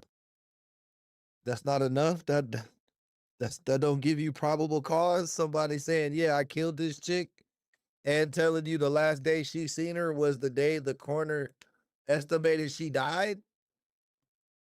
The fuck? How does murder work, bro? Like, what? What evidence do you need?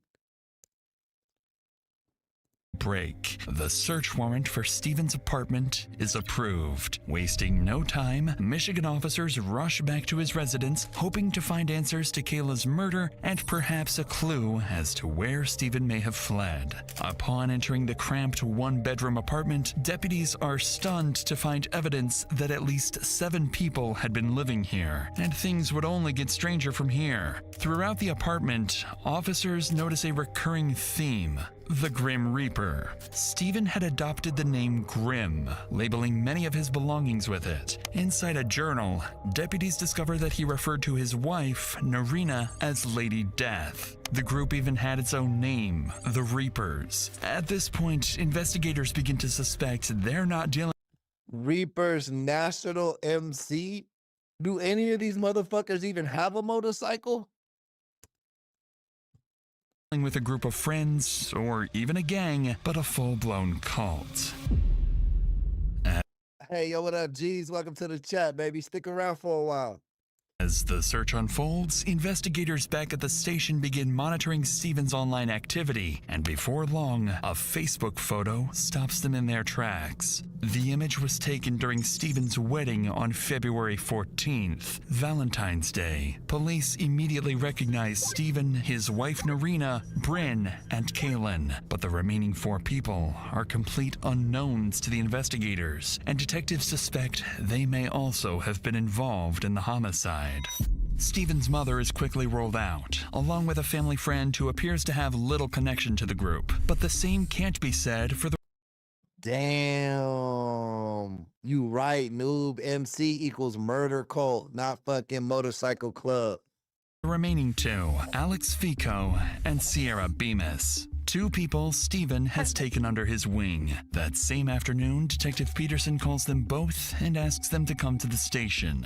And as Detective Peterson prepares to interview them, he needs to answer 2 critical questions. What is their connection to Stephen, and where does their loyalty to him end? Tell me about your relationship with Steve Bales. He was a good father, kinda. Yo, Anthony, what you mean bottom patch? What does that mean? I'm not familiar with like motorcycle club culture. Didn't really get along. Good father, kind of. What didn't you get along with him for? Because he always wanted to take my money and use my food stamps. Did you let him? I gave him my card and he never gave it back. I want you to tell me everything you can, everything you know about the death of Kayla Stowski. Everything I know. Alright, so Steve Bales, I met him at Buscemi's Pizzeria, Monroe Street. I was real strung out one day and drunk at the same time, and guy took me by the hand and just looked me dead in my eye and told me that I could get over it. You know, you gotta pick the guy. Steve had, yeah, so a very firm handshake, and it felt brotherly. It felt like he was expressing love towards me. They made me feel good for like being sober and not drinking. That was nice of them, actually. Okay. Was there anything good about Steve? No. No. Because you described him as a good father, so there was nothing good about that. No, not really. Okay. Do you think he used you? Yes. Okay. Interestingly, Sierra struggles to find a single good thing to say about Stephen, yet both she and Alex still consider him family. Like many manipulative leaders, Stephen targeted vulnerable people at their lowest, offering them support, housing, and a sense of belonging. Over time, No, bro. Yeah, he was just picking up homeless people and made a cult. So like he would find homeless people, or he would find people that didn't have no support system. Then he would tell them how to go get food stamps and SSI and shit. And then he would take that shit. Like Rocket said, he was pimping their money, but literally he just needed bodies to build his crew and then keep his income coming, because the more people he had, the more people he can have them go get signed up for low income resources or homeless people resources, you know? that trust turned into control, with members handing over their income and providing for him financially. But Stephen's influence extended far beyond money and into violence, as Detective Peterson is about to learn. So when was the night that Kayla got murdered? I believe it was the night of their wedding. Like, they just crazily went out and, you know, that was their ritual, so to speak, that they wanted to kill right after getting married. Caitlin, Kay, the one who, she did the killing. At least she said she did the killing. So Kaylin and Kayla didn't get along. Why not? Because they were sorry, fighting over Steve. So were Kaylin and Steve, were they romantically involved? Yes. Okay. And Kayla and Steve were romantically involved? Yes. And so Kaylin, you're saying, I don't want to put words in your mouth, was jealous of Kayla? Yes. Was Steve planning this at the wedding?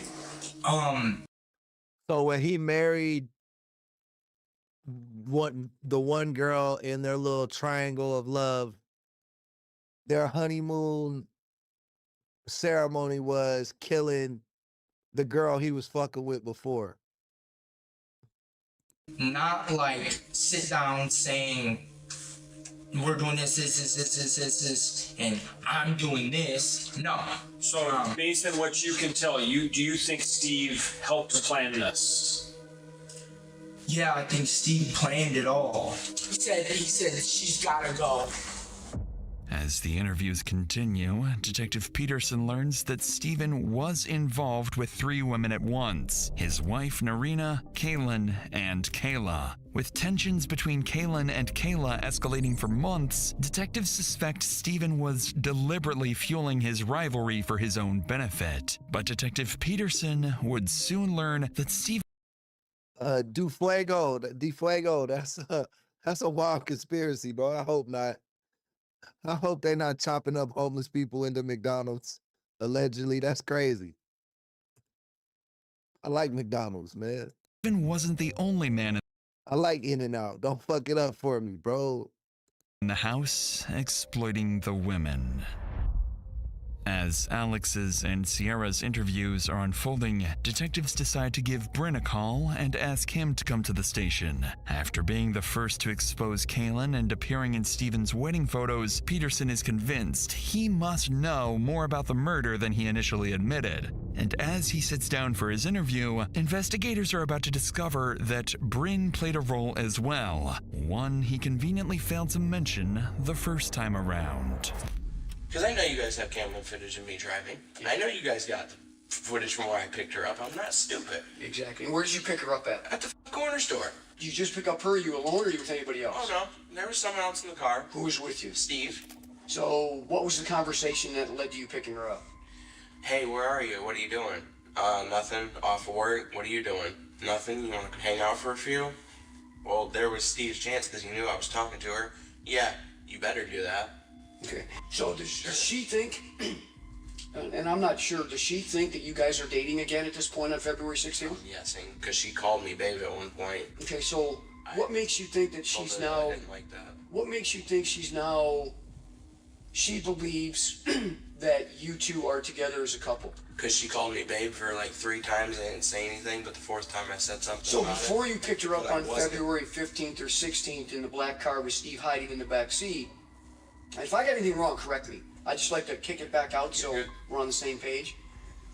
When was the last communication you had before that? Was there any communication that made her think that you guys were together as a couple? Any like pillow talk type of stuff? The most I can think that she think we were together is when I said, I love you, you're a really good friend of mine. And I said that on Valentine's Day because she called me and said, I got chocolate for you. Although Bryn insists he was simply following Stephen's orders, what he doesn't realize is that detectives have already recovered. There's still Mr. Beast Burger? I thought that shit went out of business. Who the fuck eating Mr. Beast Burgers? Is it good? I never had it. His text messages with Kayla, telling a very different story. For weeks, Bryn had been romantically speaking with Kayla online. In fact, just days before her death, she had saved his number in her phone as boyfriend. And now detectives would begin looking at Bryn, Sierra, and Alex side by side, comparing their stories and exposing contradictions. Damn. So I think Bryn, he obviously helped lure the girl in for Steve. That was his role. But he started feeling like, bro, we finna get caught up on this shit. They stupid as fuck. I'm in a dumbass cult. So he went to the police thinking he could make it look like he was a witness. But the more we figure out, the more we realize he was actually involved in this shit all the way through. With pressure mounting and the possibility of prison looming over them, the Reapers are moments away from turning on one another, shattering the loyalty Stephen spent years building. Okay, you were there when she was shot. But I didn't pull the trigger, nor did I go in the building. Thank you. Exactly. So I was a driver threatened by my life. Do you want to go see your dad? Do you want to be with your mom? Yes. Or you want to live? Save the lie. Exactly Save the lie, because that's the lie is more important. She said the third shot, she put it to her head. Steve said that she was screaming, Steve! Steve, help! Steve, help! And then Bryn specifically said, drop that. Oh. This gun, I had possession of it at one point in time. That's how my DNA would be on it. They said somebody's threatening them. That's how they manipulated me. They said somebody. I ain't gonna lie, bro. I went vegetarian, well, mostly vegan for about a year, and it was really beneficial for me. Like I lost a lot of weight. I'm not that anymore. But what was that, like 2023, 2022, something like that. I think it was 2022. I was 100% vegetarian slash vegan. I lost like 40 pounds. I got down to about 150, 160 pounds again. And I was in really good shape. And it was awesome. But I never fucked with that impossible meat, bro. Like I tried it. I wanted to like it, but I couldn't, bro. It was gross. It didn't taste like meat. It was just gross as shit, bro. I did not like it. I ate a fucking Impossible Whopper. That shit made me sick. Like, that shit is more fucking, what is that shit they be using? More processed. That shit is more processed than fucking anything, dog. You don't, that shit is not healthy for you. But I think if you're gonna be vegetarian or vegan, don't try and eat shit that's like mimics meat. Like, just don't. It was easier for me just to eat fruit and vegetables and not like fucking try to eat anything that mimicked meat like that, to be honest with you. He was threatening them that, they needed protection. Can we get that gun back? And then they came out and we all left and went home. Okay, what was said in the car when they all came out? That she's finally dead. Who said that? Steve and Kaylin. Steve and Kaylin? They told me how they killed her. Okay, what did they tell you? They said they were talking to her and Kaylin just shot her in the back of her head. Kaylin shot her in the back of the head? Yes. Okay. And who was talking to her? Steve. Okay. As you see, You have the same green pocket knife? Yeah, as you see, it was. Why do you guys all have green pocket knives that are the Well, same? we also had green bandanas. What? You guys like a gang or something? No, it wasn't a gang. Steve called it a family. Although multiple members of the Reapers identify. Were the Reapers really?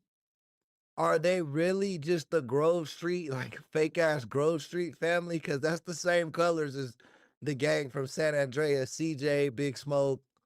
And they look like some fucking Grove Street knockoffs, like some fake ass San Andreas cosplay, bro, like cosplay. That shit crazy. Oh shit! Watch this video. Okay, what did they tell you? They said they were talking to her and Kaylin just shot her in the back of her head. Kaylin shot her in the back of the head? Yes. Okay. And who was talking to her? What brought me back? I stopped being single. I met my wife and I don't know. I didn't want to be weird and like fucking have like weird ass dietary restrictions or like, I don't know, like when I was dating then and I was single. And if I didn't like a girl, it was easy to like just eat a salad in front of her. But if you're vegetarian and you go on dates and the chick is not vegetarian, bro, it's awkward as fuck. Like, it's so awkward. But I never stopped eating meat because I disliked meat or like I loved animals. I just wanted to try it. I worked with a guy at work, and I was telling him I was trying to lose weight because I got heavy. I was feeling kind of fat, And I was like, bro, I'm working out, like, I'm playing basketball, and I'm just not losing weight the way I thought I would. And he was like, change your diet. turn to a vegetarian, and it'll be super easy to have a calorie deficit and still feel full. So yeah, that's what I did, and that shit worked. I wasn't even working out that hard anymore, and I just kept losing weight, losing weight, losing weight. And then I met my wife currently, and we just went on a date, and I had a fucking cheeseburger, and I was like, oh, it's so good. And then I was just back to the meat eaters. Steve. Okay. As you see, You have the same green pocket knife? Yeah, as you see, it was. Why do you guys all have green pocket knives that are the Well, same? we also had green bandanas. What? You guys like a gang or something? No, it wasn't a gang. Steve called it a family. Although multiple members of the Reapers identify Kalen as the shooter, they consistently point detectives back to the same person as the mastermind, Steven. The picture detectives begin to piece together is this. Bryn tricked Kayla and lured her to Boysville. Alex supplied the gun, Kalen pulled the trigger, and Steven watched it all unfold.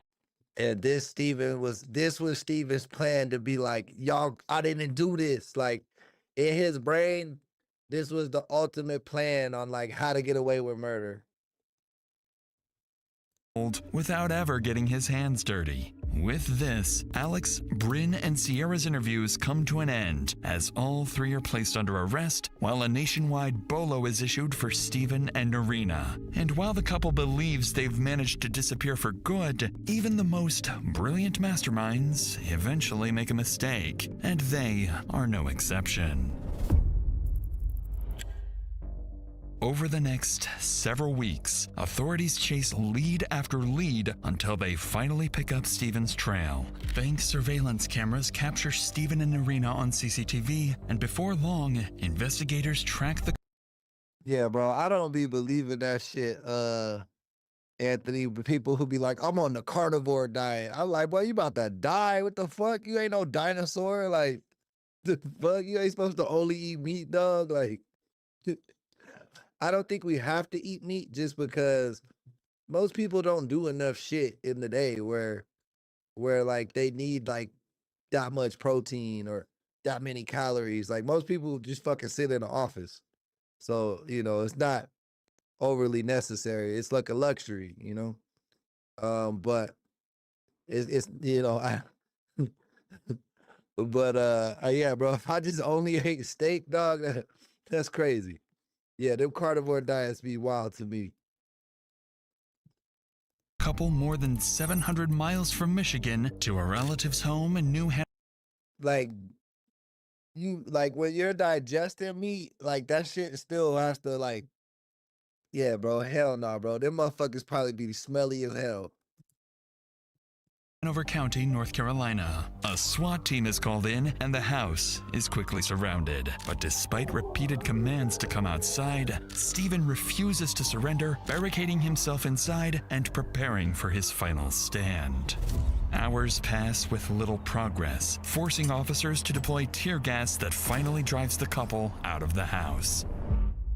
More than 6 weeks after the murder, Steven and Narina are taken into custody and transported into the new Hanover County Sheriff's Office. At this point, detectives know a lot, but not everything. They still need to determine whether Steven orchestrated Kayla's murder or if the Reapers acted on their own. The Reapers look like fucking Grove Street, bro. They look like Grove Street. They look like... That's just crazy, bro. GTA San Andreas. Like, they cosplaying fucking Grove Street, dog. Who is the Ballers? Who is their version of the Ballers? Is there a Ballers? And with investigators believing they're dealing with a dangerous cult, they can't rule out the possibility that there are other victims still waiting to be found. Perhaps it's the Grove Street Reapers. Perhaps even the 15 other murders Kalen claimed to have committed. Once at the station, Steven and Narina are separated and placed into different interview rooms, and Detective Peterson decides to begin with Narina. If he can get Steven's own wife to start talking, it will become much harder for Steven to maintain whatever story he's prepared. Do you know Kayla Sadowski? I do. Okay, tell me about her. She's a good friend. Did you have any conflicts with her? No. Were you jealous of her at all? No. You know, was she romantically involved with Steve before you? So you didn't have any jealousy or anything like that about her? So, they went to pick her up. You stayed at the apartment, but you knew at that point that they were going to pick up Kayla to kill her. Yeah, I knew that. Okay. At that point, and just out of curiosity, any reason you didn't call the police? I didn't act on the case. Any reason you didn't? No. Okay. They came back.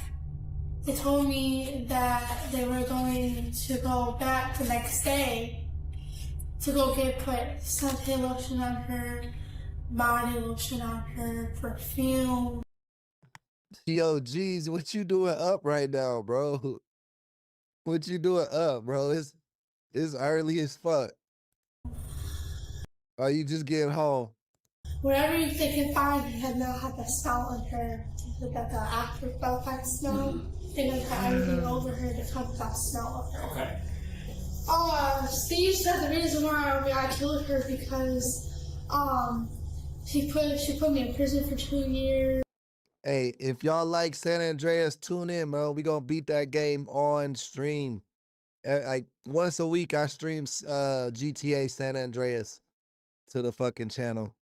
I forget what mission we on, but we'll probably do it on Sunday. I'll probably stream San Andreas on Sunday. What did he say about what they had just done? He didn't really say anything. He just kept his mouth shut.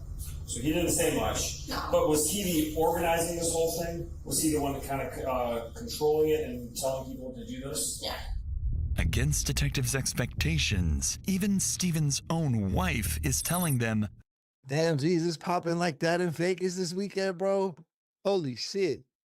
That he's the one behind it. With that, Narina's interview is wrapped up, and there's only one more person, Detective. Y'all, if y'all don't know, man, G's actually created our intro and outro song.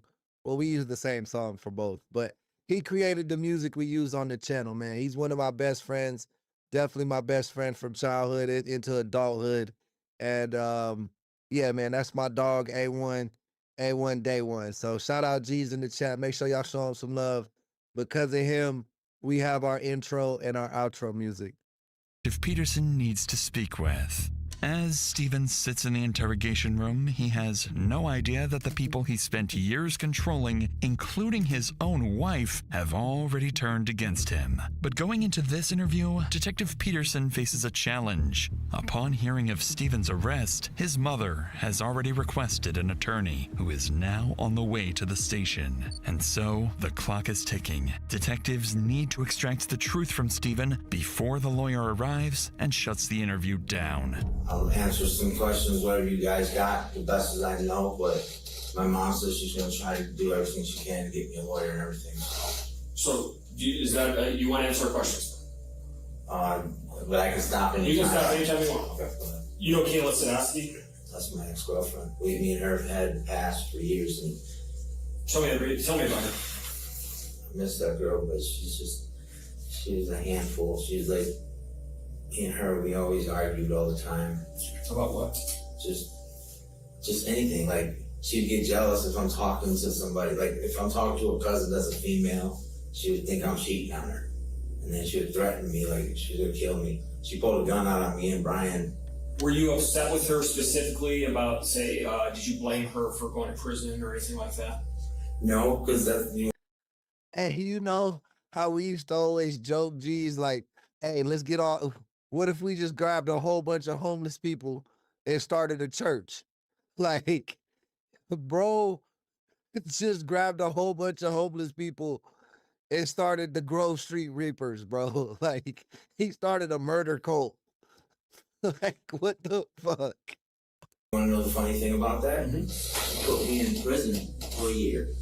Said that I choked her, that I slammed her against the wall. She lied because I was messing with her sister at the time. So you were not involved in the planning and execution of Kayla's death? No, I was not. Was Bryn involved? He was with me at the time. And the only time he wasn't with me, no, Bryn came down there. Yeah, because he drove with us. And when you say he was with me at the time, at what time? When we were going on our honeymoons and when we went to South Carolina. Yeah, Anthony, me and my boy, we used to just talk about like what's the wildest schemes that you can make money with. And one night we was like, yo, the homeless people be getting hella like there's hella like fake charities that be getting money for the homeless. We was like, what if we just drove around and created a church for the homeless people? And we'd like joke about that shit. It was funny. But bro really did that shit. Like he really did that shit. Okay, so what does that have to do with when she was killed? I'm not sure. I don't know. Well, you brought it up, so I'm just curious. You said that he was with me at the time. What do you mean? Oh, like when I was going down to South Carolina and Florida. Right, what does that have to do with Kayla's death? Oh, I don't know anything about that. In an attempt to deflect blame from Bryn, Stephen just revealed he was with him at the time of Kayla's murder. But there's a problem. Kayla's time of death was never made public. And just like Kaylin, Stephen has unknowingly implicated himself. His bitch did the same thing. She said, last time I seen her was Valentine's Day. That was the day she died. And then he just said what time of the day she was killed. And both of those informations weren't released to the public. In Stephen's mind, Kaylin is the one who pulled the trigger, which makes him innocent. But detectives see it very differently. They view Stephen the way prosecutors often view notorious cult leaders like Charles Manson. The person who pulls the trigger isn't always the most responsible. Under the law, the person who plans a killing can be just as, if not more culpable than the one who carries it out. Seeing that Stephen refuses to tell the truth, Detective Peterson decides to push harder and reveal damning evidence Stephen can't talk his way out of. But this strategy is about to backfire. All right, so have you ever been to the old Boysville facility? One time. When was that? That was many, many, many years ago when it was open. Remember when we started talking, right? Yeah. I told you, I know everything about you, Steve. I know everything about, I know more about your wife and your Bryn and yourself probably than you do. So, and I'm going to ask you straight up, is there any reason, or I should say, would it surprise you to know that we have a Facebook conversation between you and Bryn at Boysville that night? No, you don't. I can guarantee we do. Well, this is where I need my lawyer then. Okay. Sounds good, because I know that's not a lie. Oh, it's a guarantee. You'll see that. It's not a lie. The only thing that's been a lie is what you've been telling me since we sat down. Detective Bezos ain't playing no games. Not only do he run Amazon, but this motherfucker be taking down cult leaders too. Jeff Bezos, Detective Bezos ain't playing with you. Everything he say, he got. Understand we've talked to... So everything I just said was a lie? Yes. Okay. I need a lawyer then. Okay. That's fine. And I just told you everything by play of what happened. Okay. Just know this. The fellowship you have is broken up. Everyone's talking, including your wife. We've spoken in arena. We know everything. And I mean everything. So, it's up to you if you want to talk. You said you want to talk to your lawyer. I'll let you have your lawyer. But this will not help you.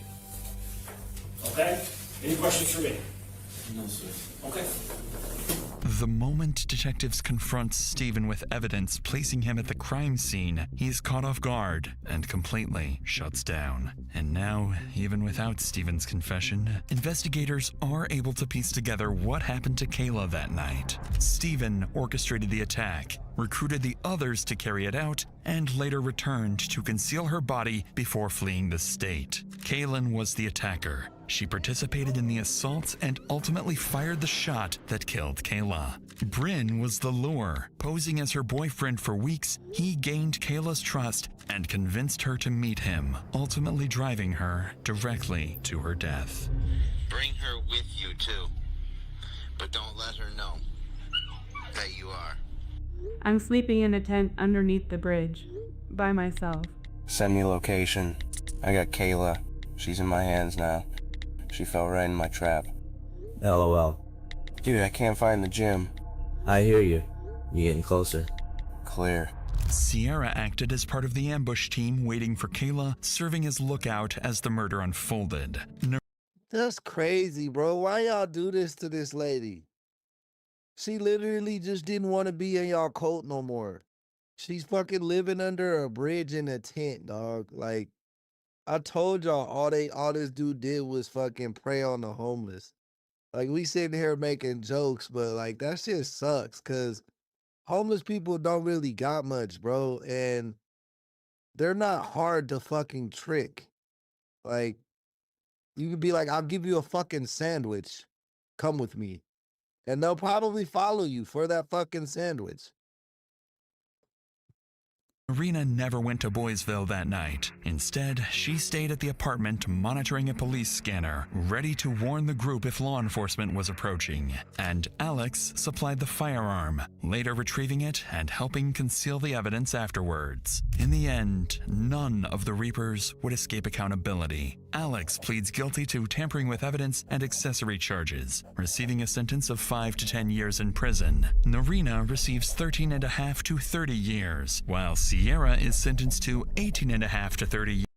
Hold up.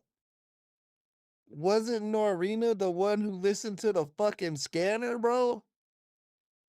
How did she get more time than the bro who provided the weapon and got rid of the weapon? In prison, Norina Yeah, Norina just listened to a scanner, bro. receives 13.5 to 30. She got up to 30 years for being a lookout. And this guy only got 10? What the fuck? 30 years, while Sierra is sentenced to 18.5 to 30 years after both pled no contest to second-degree murder. Bryn and Kaylin each plead no contest to second-degree murder and are sentenced to 40 to 60 years in prison. And Stephen Bales is convicted of first-degree murder. Nah, bro, how the fuck did they get second degree? This shit was premeditated. Even though he was the ringleader, I agree. They all premeditated this shit. Everybody should have got first degree murder if they was getting murder charges. And conspiracy to commit murder, receiving life without parole, along with a second life sentence with the possibility of parole. As for Kaylin's claims that she had murdered 16 people, detectives were unable to connect her to any other killings, leading them to believe the confession was fabricated under pressure by Stephen and Bryn. Even so, investigators are still looking, because there's no way of knowing whether Kayla was their first victim or simply the first one to be found. And while this case left Michigan shaken by a deadly cult no one knew existed, our next case takes us to a place where violence and gang activity lurk around every corner. These are the members of one of the most infamous gangs in Washington, and in just a few moments, these two seemingly innocent teenagers are about to become their targets.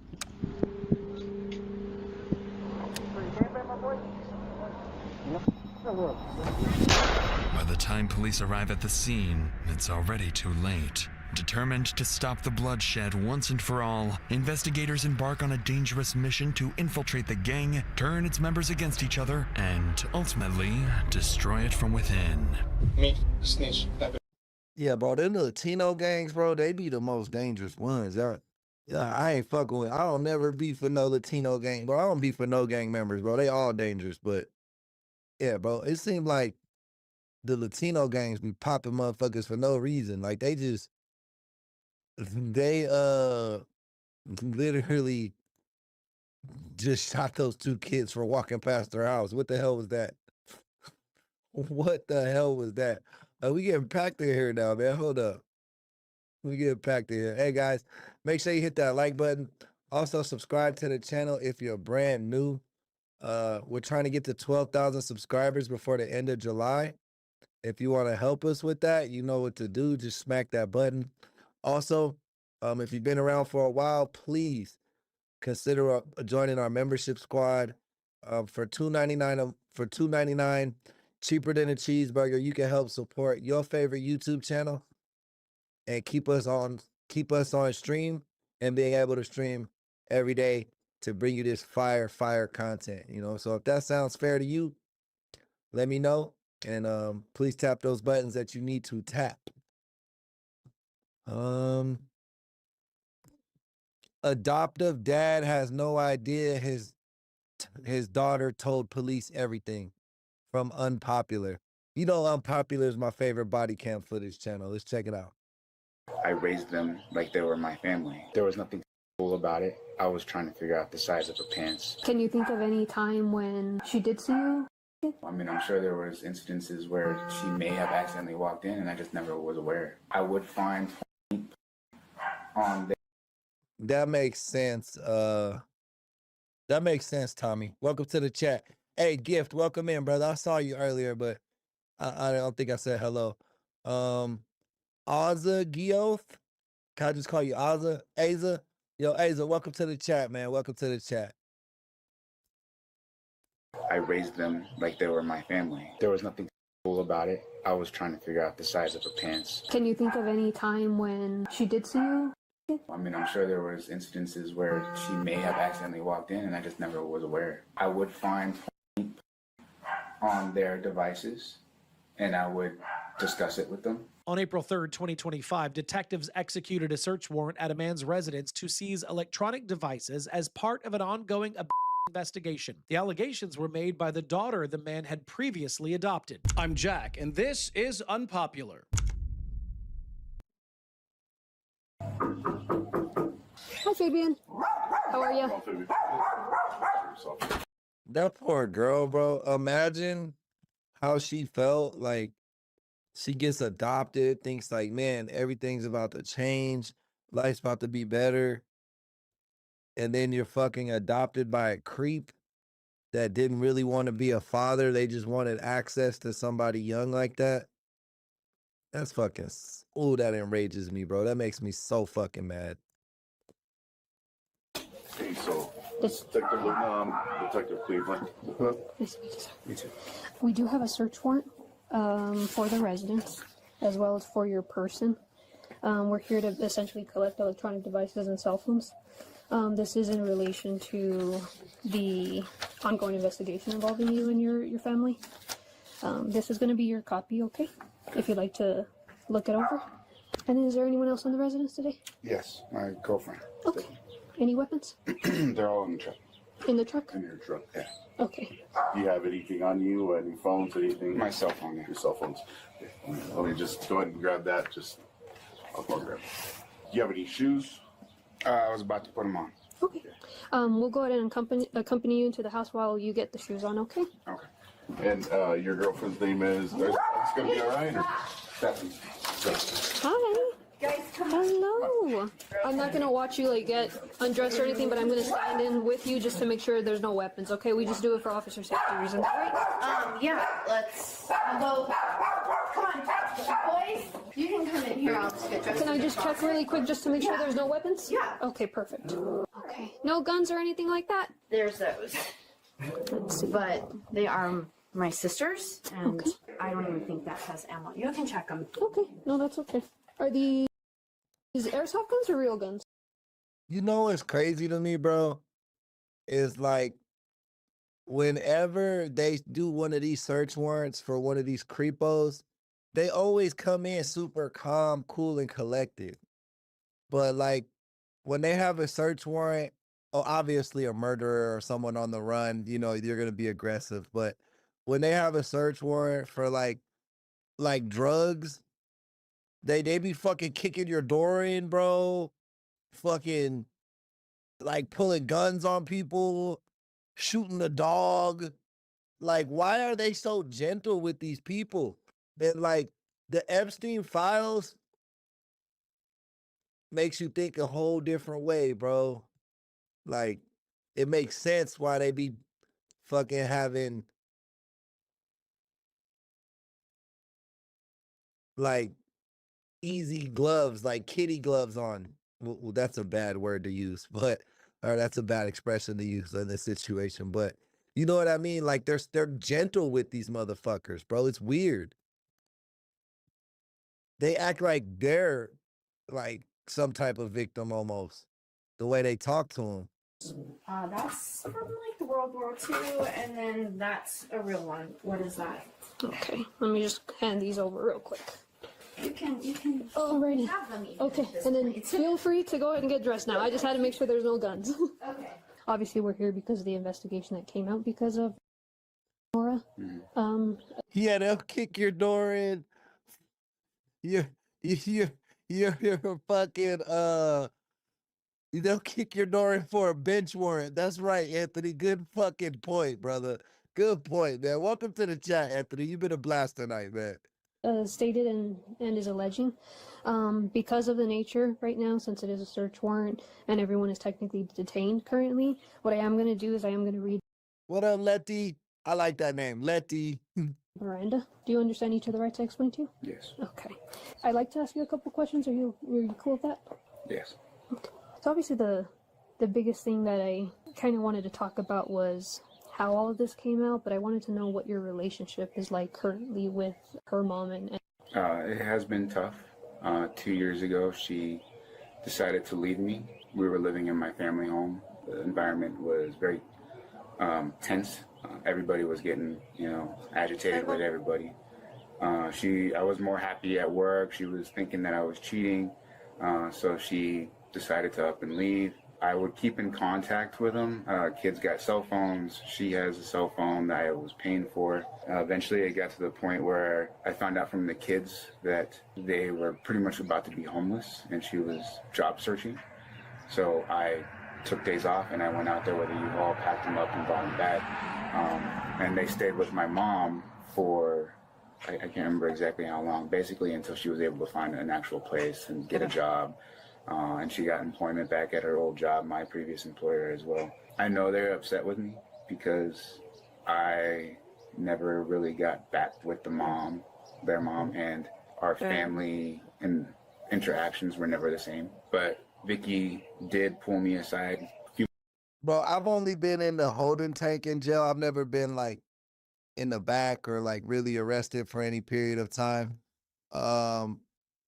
But I hope that's true, bro. I really do hope that the stuff they say in jail about people checking their papers and taking care of business on those predators, bro. I hope that shit is real. But I would think at this point that shit's so widely known and commonly known that they would go straight to PC. Like I think the jail would just put them straight to PC. Months back, I can't remember exactly when, it was like November, December timeframe.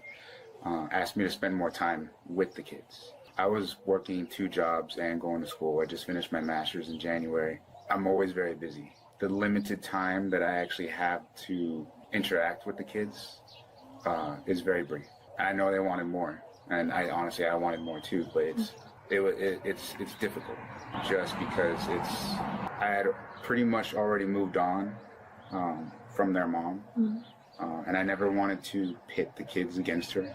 I always wanted to make sure she had the kids. The kids loved their mom. Even when we were together and I was raising them, I never wanted to put her in the position where she would have to be the bad guy. I would be the bad guy. I didn't like it, but I felt like that's what I needed to do. I've always been there for those kids. They're not my blood, but when I met Vicky back in 2009, she had a year and a half old. I raised them like they were my family. I eventually adopted them like years later.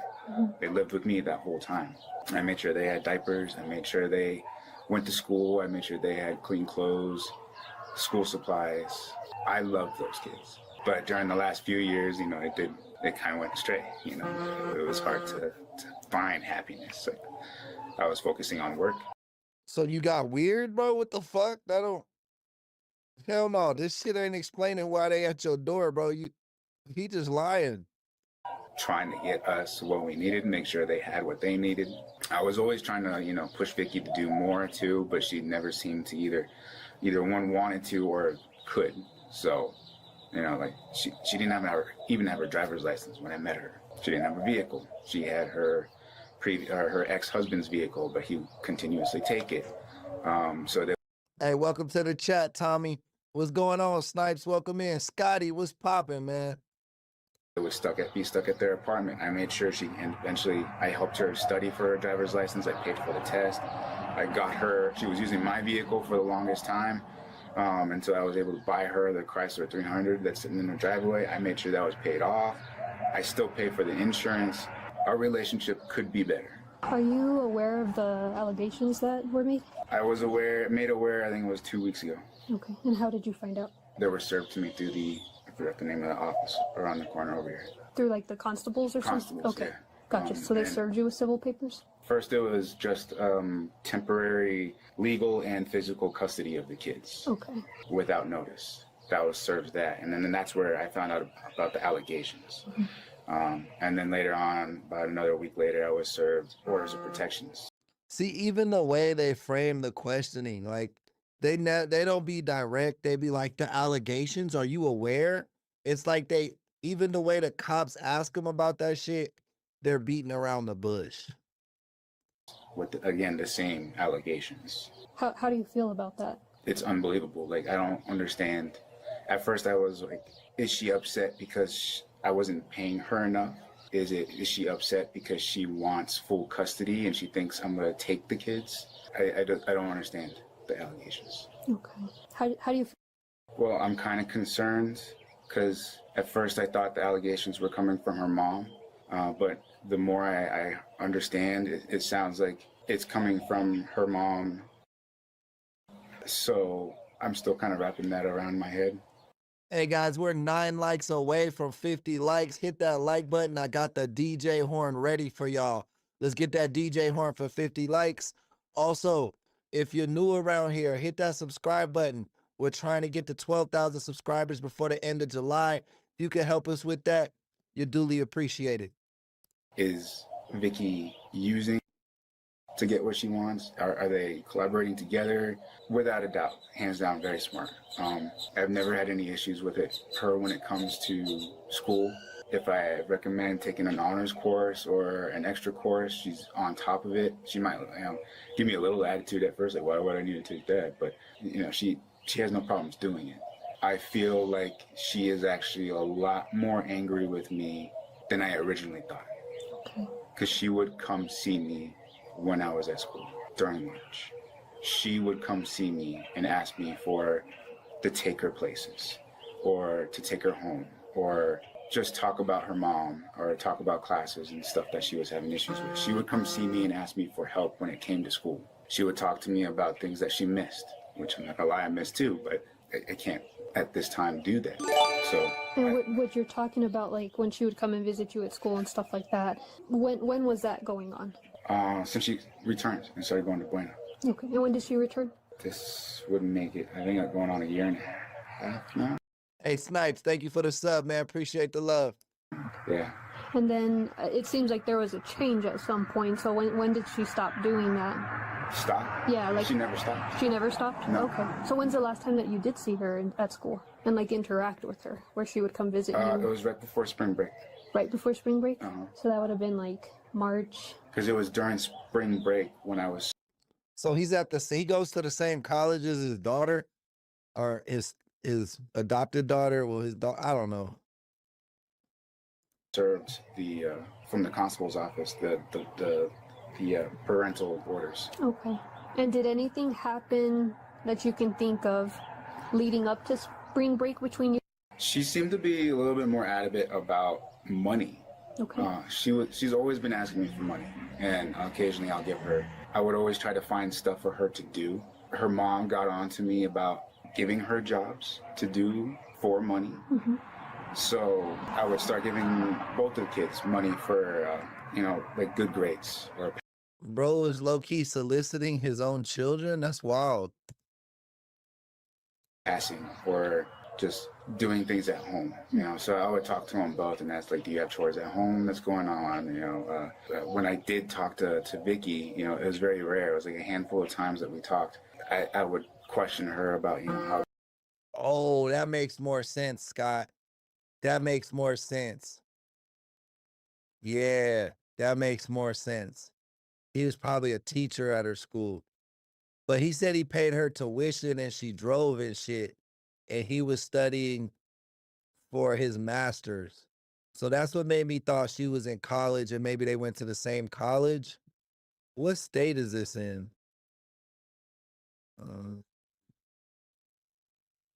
I don't know. They're doing, she said that they were doing well, then I was a little bit more giving when it came to money. But I had a problem with giving them money because it was always being spent on like Fortnite and video games. And I was always trying to push saving it or spending on each other, right? More apt to spend his money on, gifts for his mom. And I liked that. So that's, I was more willing to give him money. It sounds like his son, if anybody, it sounds like the boy would be buying V-Bucks. I mean, I know girls play Fortnite too. It's actually one of the most popular games for females. But I don't know if they be as hyped out, if little girls be as hyped out on fucking V-Bucks as little boys, I've never paid for V-Bucks ever, and I've played Fortnite since that shit came out, off and on. And I'm 38, and there's been times where I had expendable income, and I never paid for V-Bucks, bro. You just play the game, and then you'll get enough V-Bucks to buy the battle pass and buy some emotes and shit. It's, you know what I mean? She was more, it would always be spent on Fortnite, but she was very good at school, right? So I would give her money for school. But it did seem more recently like she was asking for more money. The last time she was asking for like $100. She says, I want $100. I'm like, what are you gonna do for $100? That's a lot of money. I'm not just gonna give you $100. What are you gonna do for $100? Bro.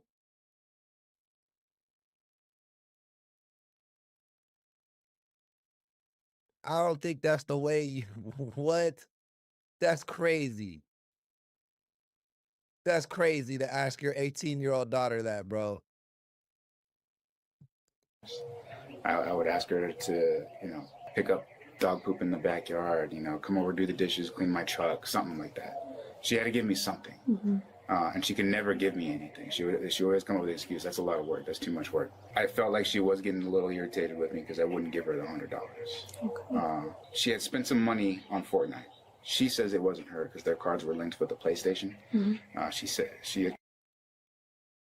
I couldn't figure out because I don't have access to their PlayStation accounts. I don't know who was actually making the purchases or whatnot. She said pretty much stole $30 from her. I talked.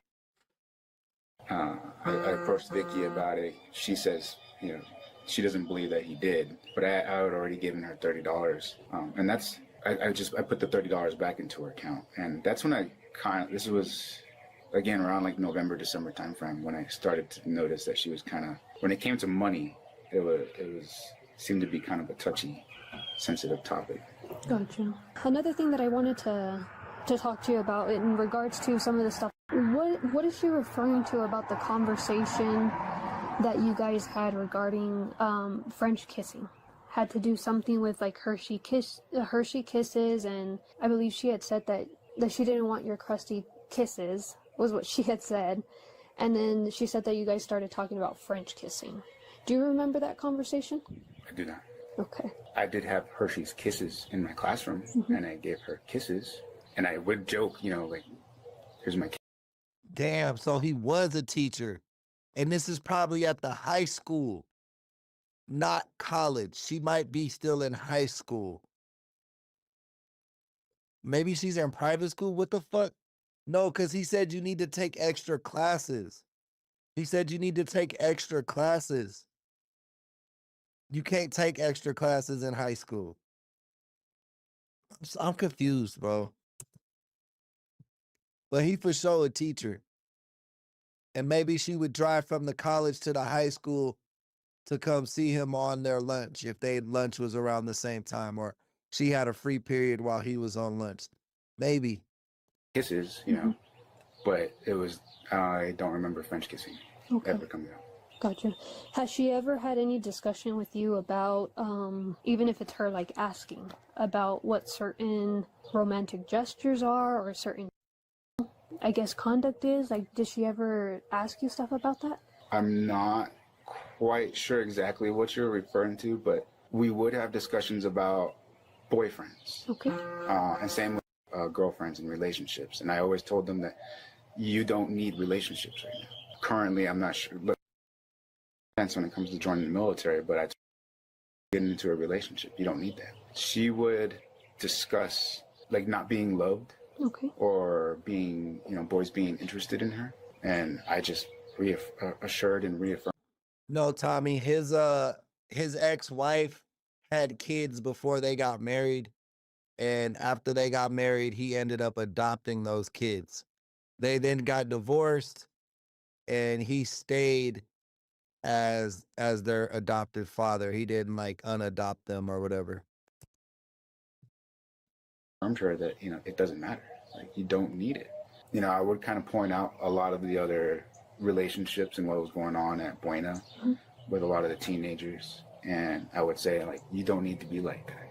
You don't need to be showing skin. You don't need to be constantly thinking about or being just basically always thinking about this other person, right? So you're not doing your work, right? You need to be focusing on work. That is your job right now. You can focus on that and do that later on. And even when you do grow up, you don't need to be doing this. You will find somebody that just appreciates you for you.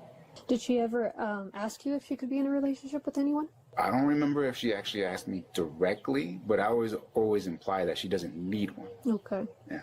With the other allegations she made, obviously they're pretty serious in nature. I'm pretty sure that you saw what was written down. Talk to me about where do you think that's coming from? Is there a possibility, because... Why won't she say it? Why won't she say the allegations? It's like she's trying to protect his feelings. Like, is this a strategy or a tactic that the police use? Because like I said, it seems like they come at these guys so gentle. Like they're so afraid to hurt their feelings or something. I don't know. Like, I'm not the smartest guys. Just the observation I've made with these type of cases. Sometimes there is, where someone can misconstrue an interaction and believe it to be one thing when it may not have. Is there any interaction you can think of? The only thing I can think of, which was actually in it was the order of protection where it says I attempted to pull down her pants. Okay. The only thing I can think of was when I had bought her some leggings, and we were trying to figure out what the size was. So there was nothing about it. I was trying to figure out the size of her pants. I had asked her first what her size was, and it's not like I just said turn around and let me look at the tag or try to find the tag. That was it. Okay. As far as the other allegations go, like having her take off her clothes, no, I don't have that kind of interaction with her. Like, we are very rarely together. And that interaction where you checked the size of her pants, do you know when that was? I have no idea. I can't remember. Would you say in the last year, or was it years ago? No, it would be within the last year, because I just bought her the leggings, workout leggings, from Fabletics. The reason why I bought her Fabletics was because I was buying. Yeah, bro. I ain't letting none of my daughters wear leggings, bro. They're not allowed to wear wet leggings, bro. I'm not ever gonna buy them leggings, bro. Fuck that. I don't want my kids wearing tight-ass clothes that shows the shapes of their bodies. Especially if they're fucking teenagers, bro. Hell no. You could buy that shit as a grown woman yourself, dog. Buying her gifts, and that's like a reoccurring membership. Okay. And I had a credit, and at the time I didn't want to buy her anything, so I bought her. What up, Swizzle? Welcome to the chat. Running. Okay. So, and hiking, she wanted to start doing hiking, and then during hikes, and then there's a lot of girls that just wear that, just for athletics, period. Talk to me about what exactly did you do when you checked her pants? She turned around. She's like, she didn't say it, but she implied for me to look. I pushed right at the base so I could flip it without actually pulling back or anything, just to see if the tag was there. And I couldn't see a tag, so that was it. Okay. Honestly, I don't know what size she is because I never figured it out. Did she say anything to you that time? No. She would come up to me all the time, for J-Rotzi, and ask me to, help fix stuff on her. Yo, shout out the chat. We got 50 likes up. Appreciate the love, guys. Make sure let's try to get up to 100, man. Keep pushing that button. Let's try to get up to 100. I got another DJ's horn for 100 likes. Her uniform. It was always in the classroom. There was students and pairs in there, so they can all they saw that. Within the last in front of you? No. No. Tracy, no, you can't. You can't tell people to control their eyeballs because they won't fucking listen. You know what I mean? Like, I got to tell my daughter all the time, bro. Like, you don't want to have too many male. Like, you don't want to have male friends. You don't want to be labeled as the girl who has male friends, or be the girl who be like, I don't get along with girls. I only get along with boys. Like, that's got a bad stigma to it. Wearing really tight clothing, revealing clothing at young ages, that's bad because I, as a dad, I can't control the creepy man at Walmart looking at your ass. You know what I mean? Like, I might not be there, or I might not see him, or it's probably best I don't go to jail for swinging on people for being creeps. You know what I mean? And as a father, I can't control what my kids wear. I can control that they don't go outside sexualizing themselves unintentionally. You know what I mean? It's my job as a father to teach my girls how to be young women and not skanks, you know? Has she ever exposed her to you at all? Not saying that you're a skank just because you wear leggings. I wished we live in a society where women could wear things and not be judged. But if you live in the real world, you're gonna be judged by your appearance. It's just how society is. Dave Chappelle has a fucking joke that I love, right? He was like, he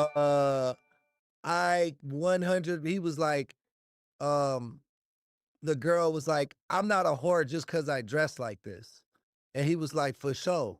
But that would be like me walking around as Dave Chappelle, the comedian, in a fucking police uniform. And then some lady runs up to me like, help, help, help. And I'm like, what? You think I'm a cop just because I dress like this? You know what I mean? No. Walked in on you when you were undressed? Maybe in my boxers. Okay. I would be in the master bedroom in the closet. Because that's what I usually do is I'll come home from work and I'm in my, this isn't nice, but like nice clothes. I'll go get changed real quick because I have to go do my other job, which is as a technician. Okay. But it's usually, I just change my pants and I always wear an undershirt. So I just have to take off my top shirt and then I'll change my boots. That's it. How often would you guys go home? Because I understood you said earlier that you'd give both of them? Okay, how often would that happen? The last few months it increased because Vicky had asked me to actually spend more time with them. And I acknowledged, I need to spend more time with them because at the time it was, the only time I interacted with them was at the school and it was usually very brief. So like the last few months, it was probably an average of 2 to 3 days a week. And was it always you would give rides to or anyone else? There was just... Was there ever a time when it was... I think there was once or twice. It was hit and miss. Sometimes he would want to ride, sometimes he wouldn't. Okay.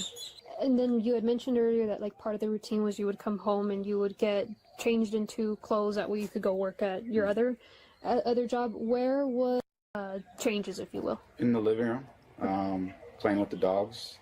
Sometimes they were outside. I could hear them playing outside. They would use the middle bathroom, and that's pretty much it. It was very brief. So they would, sometimes Nathaniel would help me clean up, dog poop, and because we have a puppy, and he would pee and poop in the dining room. Okay. Felt like money was becoming kind of an issue. So unless I gave her an incentive to pick up or clean up the mess in exchange for something, she wouldn't do it. But yeah, they were sitting on the couch. They would use the bathroom. They would roam through the refrigerator, scrounge up snacks. This guy's daughter said that, well, they didn't really tell us the exact allegations, but basically he was being like inappropriate or like coming on to his daughter in some sort of way. And they filed a police report. He don't live with his daughter no more. Like him and his ex broke up.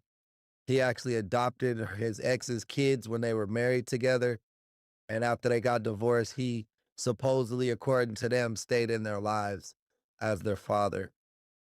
And his daughter, who he made it seem like was his favorite, told her mom that bro's been inappropriate with her. And then they went to the police. And about 2 weeks ago, the constable in his area served him with the papers, letting him know. And so he has a report of all the allegations. That was 2 weeks ago. Now the officer's up. That was 2 weeks prior to the officer showing up. So the officer showing him up, asking him about these allegations. And someone was like, he's got an excuse for everything in the chat. Yeah, he's had 2 weeks to make up an excuse for everything. And he's had a written statement of all the allegations that were made against him. So he's not stupid. He's a fucking creep. But bro's a teacher and he's like a college graduate and shit like that. But he's not stupid. So he's probably took that time to try to build up some type of excuses or alibis against these fucking allegations.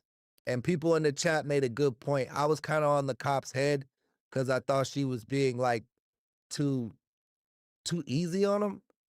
But really, she just wants him to keep talking so he don't lawyer up. Because if he says lawyer, she has to leave. So that makes sense to me. Thank you guys for clarifying that and reminding me about that. But yeah, that's kind of where we're at right now. He has said a few things that's really raised red flags. Like he said his daughter asked him for $100 and he was like, what you gonna do for $100? That's odd as fuck. And then the thing with the pants, she said he tried to pull his pants. He tried to pull her pants down before.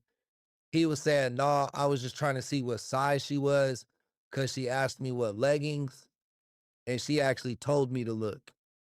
So he's got a fucking answer for everything, but he's had 2 weeks to kind of build those answers up. Or whatever they could find. And would either of the kids go, like with you while you were getting changed? No. No? Okay. When I spoke with him, he had mentioned that there were a handful of times that he can remember when you together. I'm assuming the back room is the master bedroom? Mm-hmm. Talk to me about those times. What would go on during that time? That was just once or twice. That's where I keep the lint rollers. Okay. And it's very well lit. So if I was back there using the bathroom or getting changed, so they would follow me back there and grab the lint roller because we have dog hair. Okay. So. How many times would that happen where they needed the lint roller? It was really like 2 or 3 times. 2 or 3 times. Because when they were in uniform, they needed to make sure all the hair was off their uniform. And that was pretty much it. And that sometimes you helped lint roll her? I helped lint roll both of them. Both of them? Okay. Yes. Can you talk to me about anything that could be misinterpreted by her that time? Like, was there ever a time that you lint rolled her lower half? Yes. Okay. She would ask me, did I get all of it? She would turn around, and I would lint roll everything. Okay. And that included her? Mm-hmm. Okay. When you would lint roll her, was there any specific type of way that you did that? Just like this. Okay. Sometimes you have to go sideways, just to get the hair to stick to the lint roller. Because those dogs' hairs, it literally does. It goes like in and out. So you gotta go at different angles. Okay.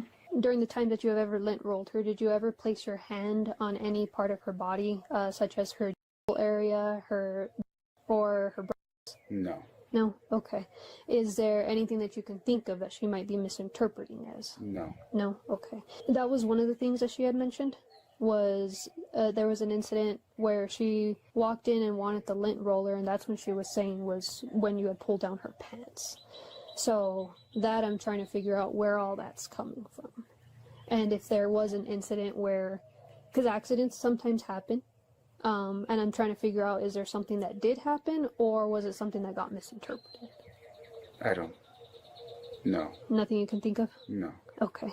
At any point in time, did you ever to perform any favors on you? No.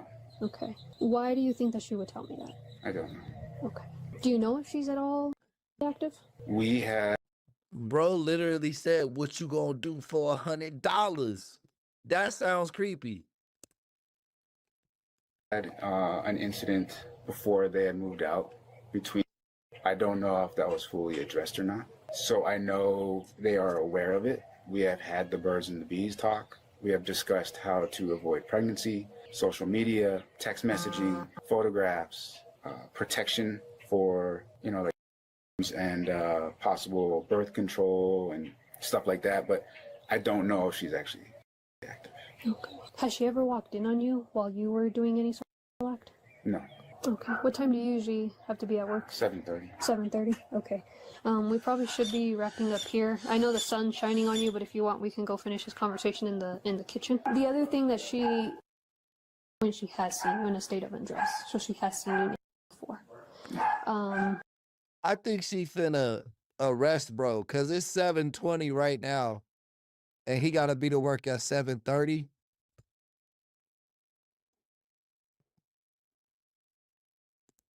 Work 7:30. 7:30? Okay. We probably should be wrapping up here. I know the sun's shining on you, but if you want, we can go finish this conversation in the kitchen. The other thing that when she has seen you in a state of undress, so she has seen you before. Can you think of any time when she did see you?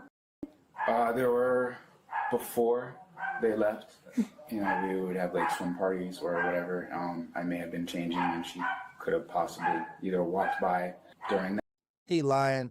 The only time a girl will see her dad naked is when she's a little girl, like a toddler, when they just run around the house and bust in on you in the bathroom or bust in on you when you're taking a shower or some shit. But once girls turn like 8 or 9 years old, like they be conscious of that. Like they want their privacy. They don't want, bro's a fucking liar. That time and seeing me, we lived together as a family for 10 plus years. So, I'm sure there was incidences where she may have accidentally walked in and I just never was aware. Okay. And within the last year, can you think of any times where she did see you? No. No? Okay. As far as it goes with the search warrant that we're doing today for the devices and phones, that is because she said that you have shown her nude photos of yourself on your cell phone. Mm-hmm. Talk to me about that. Bro, wild. What? Oh, like, yo, check this one out. Check me and your mom out. Like, what the fuck, dog? Like, I've never shown her nude photos of myself. Okay. The only, again, it's not of mine. I would go through their phones occasionally and to check to see what they were doing. I would find on their devices and I would discuss it with them, make sure they understood that this is fake, this is illegal, and you shouldn't be watching it. I have tried many times to change the adult settings on their phones through my phone, but every time I do that, something happens with their phones and they can't do anything with it. And because I don't live with them, I can't see what it's actually doing and kind of fix it. So I end up always having to turn it off. And I never got to the point where, honestly, I felt like it was appropriate, like effective. Okay. So I ended up getting to the point where I could see what apps they were using, but I couldn't see like what websites they were going to. Okay. And stuff like that. And I knew they had access to it, but I could not block it. Because again, every time I tried to block it, getting on my phone at 12 o'clock in the morning. Called me one time at 10 o'clock at night. I was in bed. She was on speaker. Nora was yelling at me because she couldn't access her photos. Okay. And she needed to do homework, and her notes were on her photos. So I ended up having to unlock everything right there in bed. As far as photos of me, no. Okay. And this, when was the last time that you went through their phone and saw that they were viewing? Specifically? Probably like January, December timeframe. Did you guys view any together at all? I would click on it. We were usually in the vehicle, my truck. I was on the way to take her home or something like that. I would click on it on her web browser. That would open it. Okay. And it's not like I was sitting there watching it with her. It's just I would click it, open it to see what it was, and then again we would discuss it. How does she respond to those discussions? In my opinion, like a normal kid would. like she felt like she was caught, embarrassed. Yo, what up, Bill? Welcome to the chat. Didn't want to have the conversation, but I felt like it needed to be addressed. Like, you know this is fake. You know this is illegal. You shouldn't be watching it. And then again, I know how teenagers are. They're gonna do these things. Here's what you need to. I don't know, bro. Like, I feel like grown-up women watch porn, but I don't think like teenage girls do. Like that seems like a teenage boy thing, you know? But I could be wrong. I'm not a girl and I never was a teenage girl, and all my kids are not teenagers yet. So I haven't experienced that sector of fatherhood. But yeah, I just never thought that a girl at that age would watch it. I can see after they're adults and stuff, because like humans are freaky as hell. Like everybody's got a kink. Everybody's, you know what I mean, got something they like to look at. But yeah, I just never thought that to be a teenage girl things. Ladies in the chat, was that anything ever for you guys as kids? Like, I know that's been a thing for teenage boys since Playboy magazine, you know, back in the 70s or whatever. But yeah, I don't know. I just don't think girls are that at that age, like they want to see shit that graphic. They're more into like fairy tales about love and shit. You know what I mean? Rather than watching people go fucking at it. Like, I don't think they're into that. I could be wrong. Correct me if I am. To do and make sure you understand to keep you safe.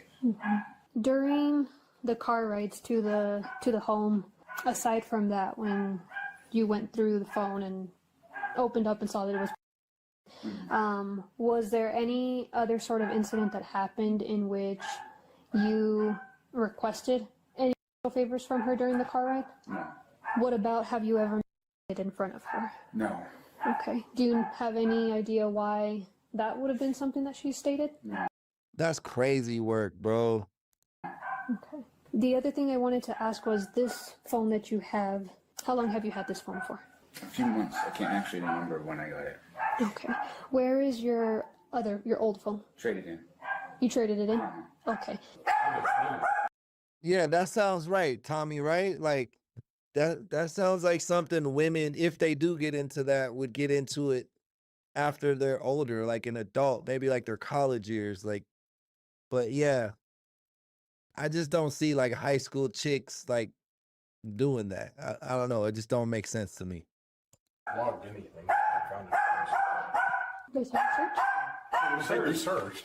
Oh, you haven't found nothing? Oh. I found her computer. Her computer was in one room and her phone was in another room. And then there's her iPod. Is there a way that you can go into the phone and if we can find what the model is for it? iPhone 16 Pro Max. Okay, let me just take a picture of that real quick. We like to ask everyone for the PIN, and that's because when we have the PIN, it's just faster to get into the phone and download everything versus the other way is we essentially hook it onto a machine that could take upwards of months to figure out the code before it can actually unlock the phone. Are you willing to... Yo, what up, Destin? Tell me what the PIN is?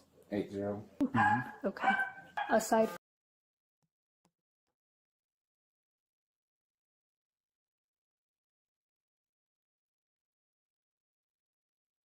Okay. Hey. Who that said she was into it, bro? That's why I said everybody's different. You know what I mean? Everybody's different. But yeah, I don't know. I just didn't ever expect teenage girls to be into porn. Like, you know, I know that there's women that are into it, but yeah, I just didn't think that would be like a teenager thing for girls. I knew it was prominent for boys, like, you know, but thank you guys for sharing.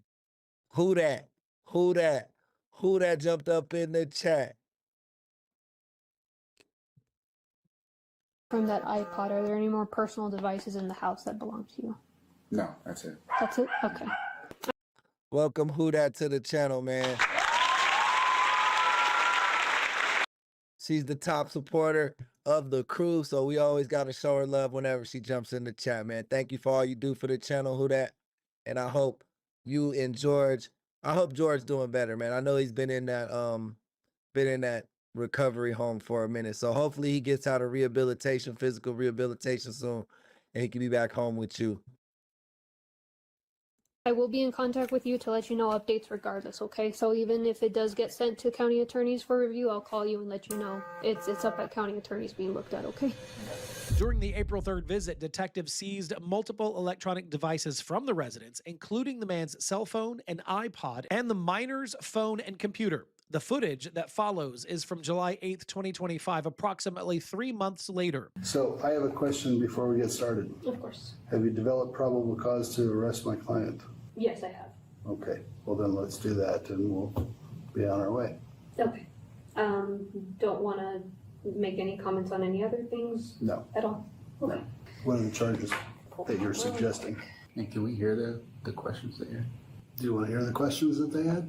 I mean, I can't stop you from answering their questions. I just strongly recommend that you don't.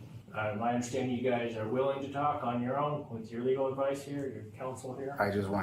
I want to hear and see the questions. I'm not saying that I'll answer, I want to hear them. That's up to you if you want to ask them, but I guess it's kind of hard to ask a question without having a response, just because then that still leaves me with an unanswered question as to what's going on with certain things, if that makes sense.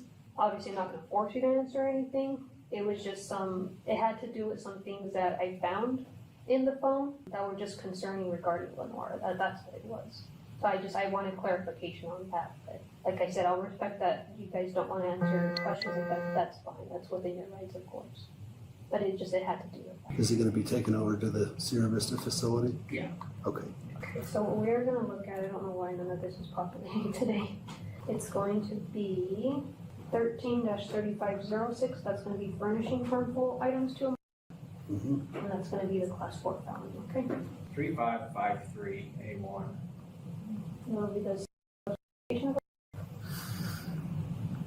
and then we'll do the 13-3554, that's going to be lowering. All right. Any other questions before we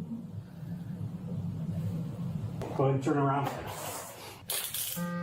Appreciate it, sir. Following the forensic examination of the seized devices, the man was taken into custody and charged with the following.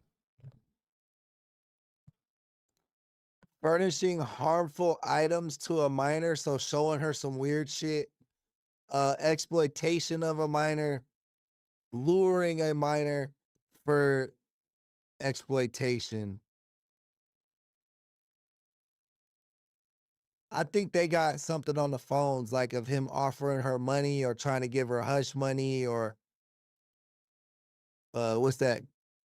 Money for quid pro, what is that? You know what I'm trying to say. Quid pro or whatever they be calling it. Something like that. You know what I mean? They definitely had something on them phones that proved that there was some validity to what his daughter was saying.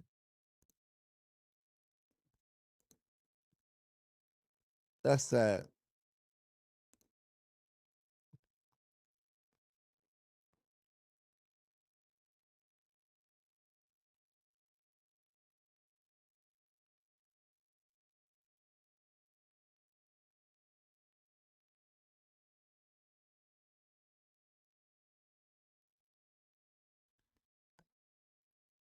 Yeah, that's sad, bro. I hope bro go to jail.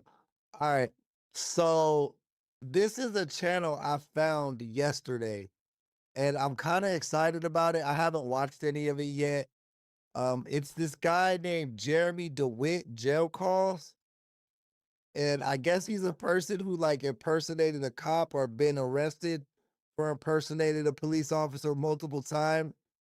And someone got access to his jail calls. So let's check it out. Please don't give up on me yet, okay? That's all I'm asking. Please don't give up on me yet, okay? That's all I'm asking. Please don't give up on me. I don't want Metro State. I want you. I want you and our daughter. You're everything to me, and I'm... Shut up! Shut up!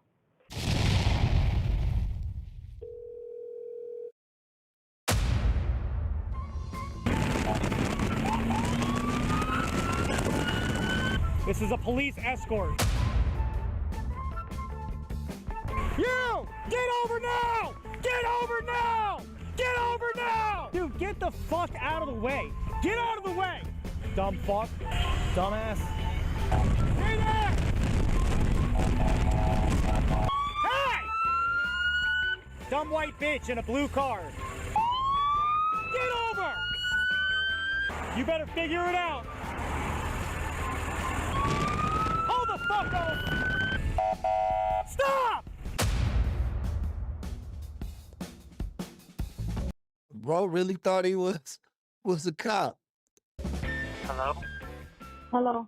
Hey. Rania, I love you. More than you'll ever understand.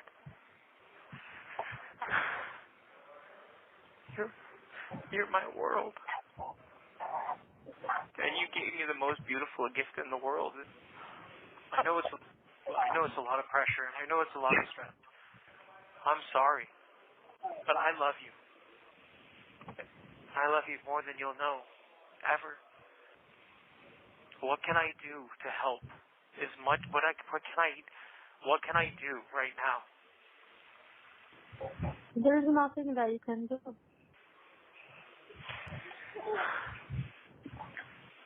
Please don't give up on me yet, okay? That's all I'm asking. Please don't give up on me. Why would I not give up on you when you gave up on me like years ago? I never ever gave up on you. You need to go get some treatment because whatever you did, like, you don't only destroy your marriage, but you can destroy a person. And if I wasn't like keeping myself together, I would have been somewhere else right now. Just because what you just did to me, not anything else. What did I do? What started yesterday? We were talking fine. You're a sick person, and you need to go get some treatment or something. Okay? Okay. Honestly, like, you gave up on me years ago. I'm not gonna discuss this with you. I am not. Sound like you got an Asian wife, bro. She don't fuck with bro. She so mad she married bro. He probably found her in the Philippines or some shit. I'm telling you that to answer me. Wait, we be calling Filipino people Asian, but technically aren't they Pacific Islander?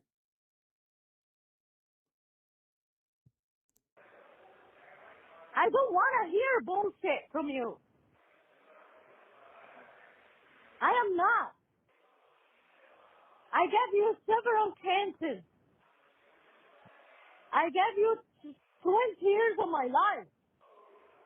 20 years that I could have been with my family. That I could have spent with my dad. That I regret right now. What did you give me? You exposed me and my family.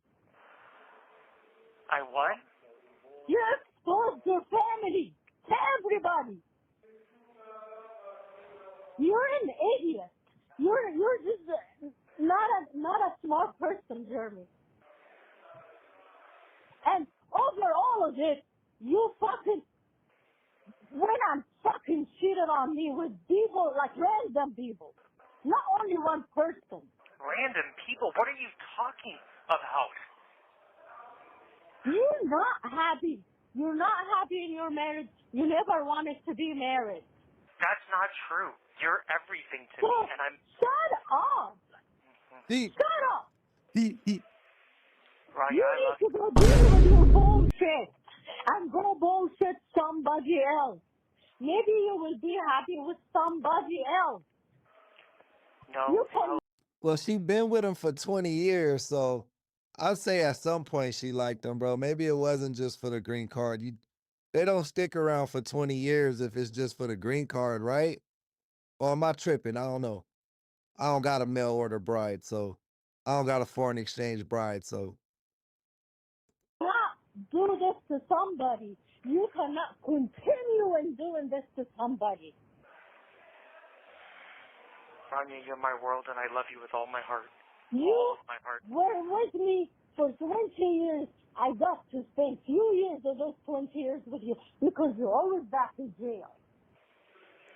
nah, Tommy, he not the type that got side bitches. He paying for the box. That's different, bro. He just stepping out on his wife with like prostitutes, probably. You need to go fix your life, and you need to go be with whoever you want to be with. Well, I And want to that be with makes you. you happy, and that gives you what you want. But that's you And and my let me daughter.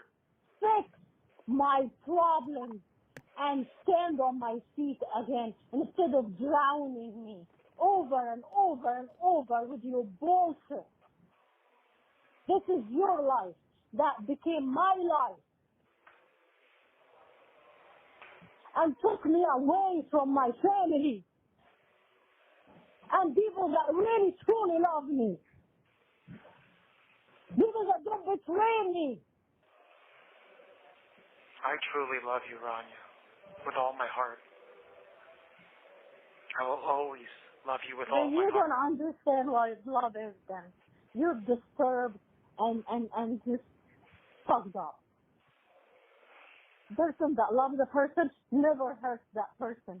Never. Especially with the person hurting with so many things. Right. You don't know what love is.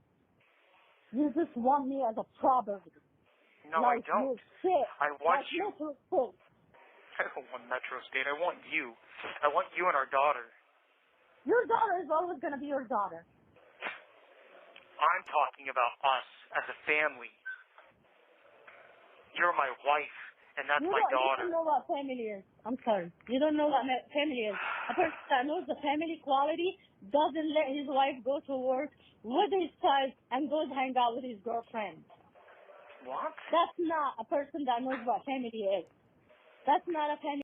Yeah, I mean, low key, she seemed like a stand-up wife. She's still not divorced his ass.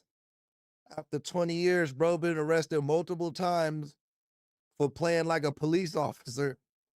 And he got prostitutes and side bitches. What? And she still ain't divorced him, bro. Seems like she just fed up. She gave him every opportunity. I usually be on dude's side, you know I'm team dudes.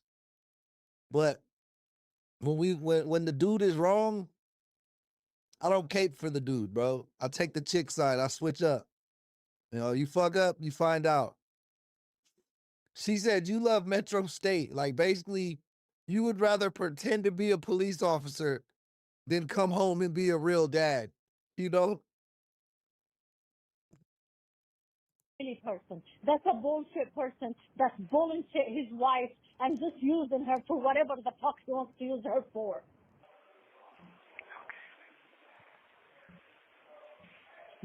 I'm offering you your fucking life to go do whatever the fuck you want. I only want you. No, you don't. No, you don't. Rania, You don't what want me. started You don't this want today? me. You don't want me. I do You want don't want you. me, hear me. I do want you. I do. You stopped wanting me years ago. That's not true, And Rania. now we have a child. We don't want things to get ugly. You go. Why? It's not Why? because you're in jail. You were home and you were in home with me. I was still doing everything. Honey, You 2 were months. fucking around telling me that you were in school. I was in school. Full I don't time. want to talk too much because I don't want to get you in trouble. So What shut are you the fuck up. I was in school Shut full time. up. Shut up. Mark, bro was never a cop. That's why he got arrested for impersonating a police officer. Shut up. Okay? Don't Rania, you honey. think you fooled me 1 second? What? Honey, I was in school. What? Yeah. You were in school. Honey, Okay. I was in school every Right. day. Right. That's right. That's right. And that's exactly why I don't want to be with you.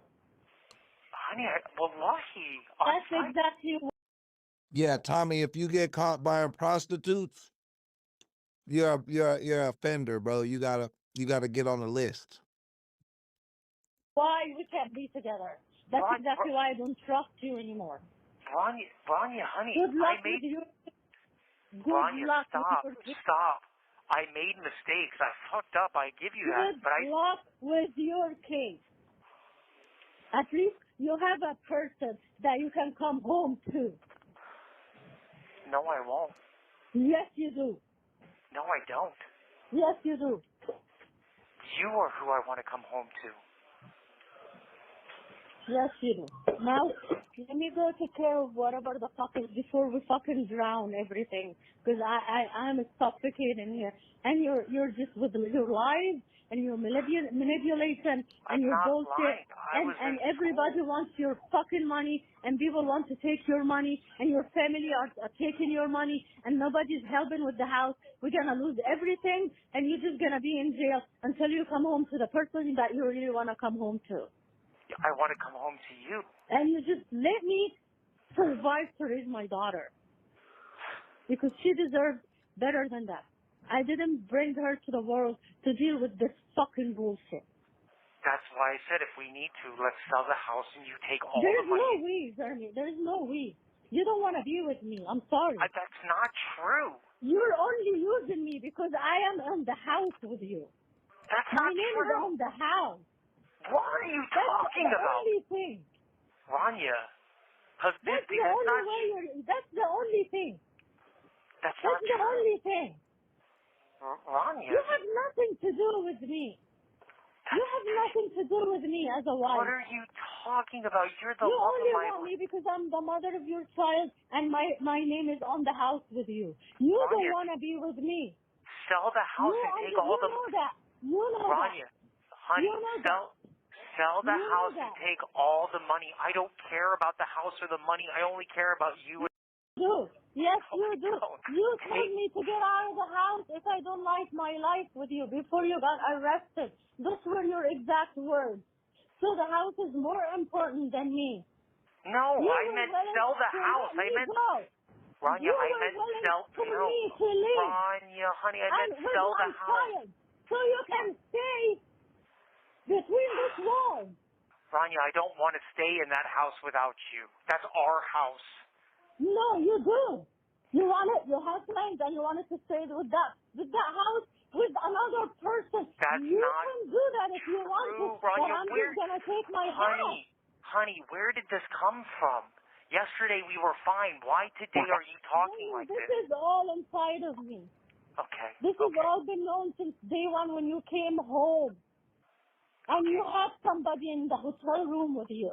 That's not true You either. want me to talk more? And her stuff was all over the bathroom. And you're like, Y'all said this guy was on Dr. Phil before. What the fuck was he doing on Dr. Phil? What was that about? What was his episode about?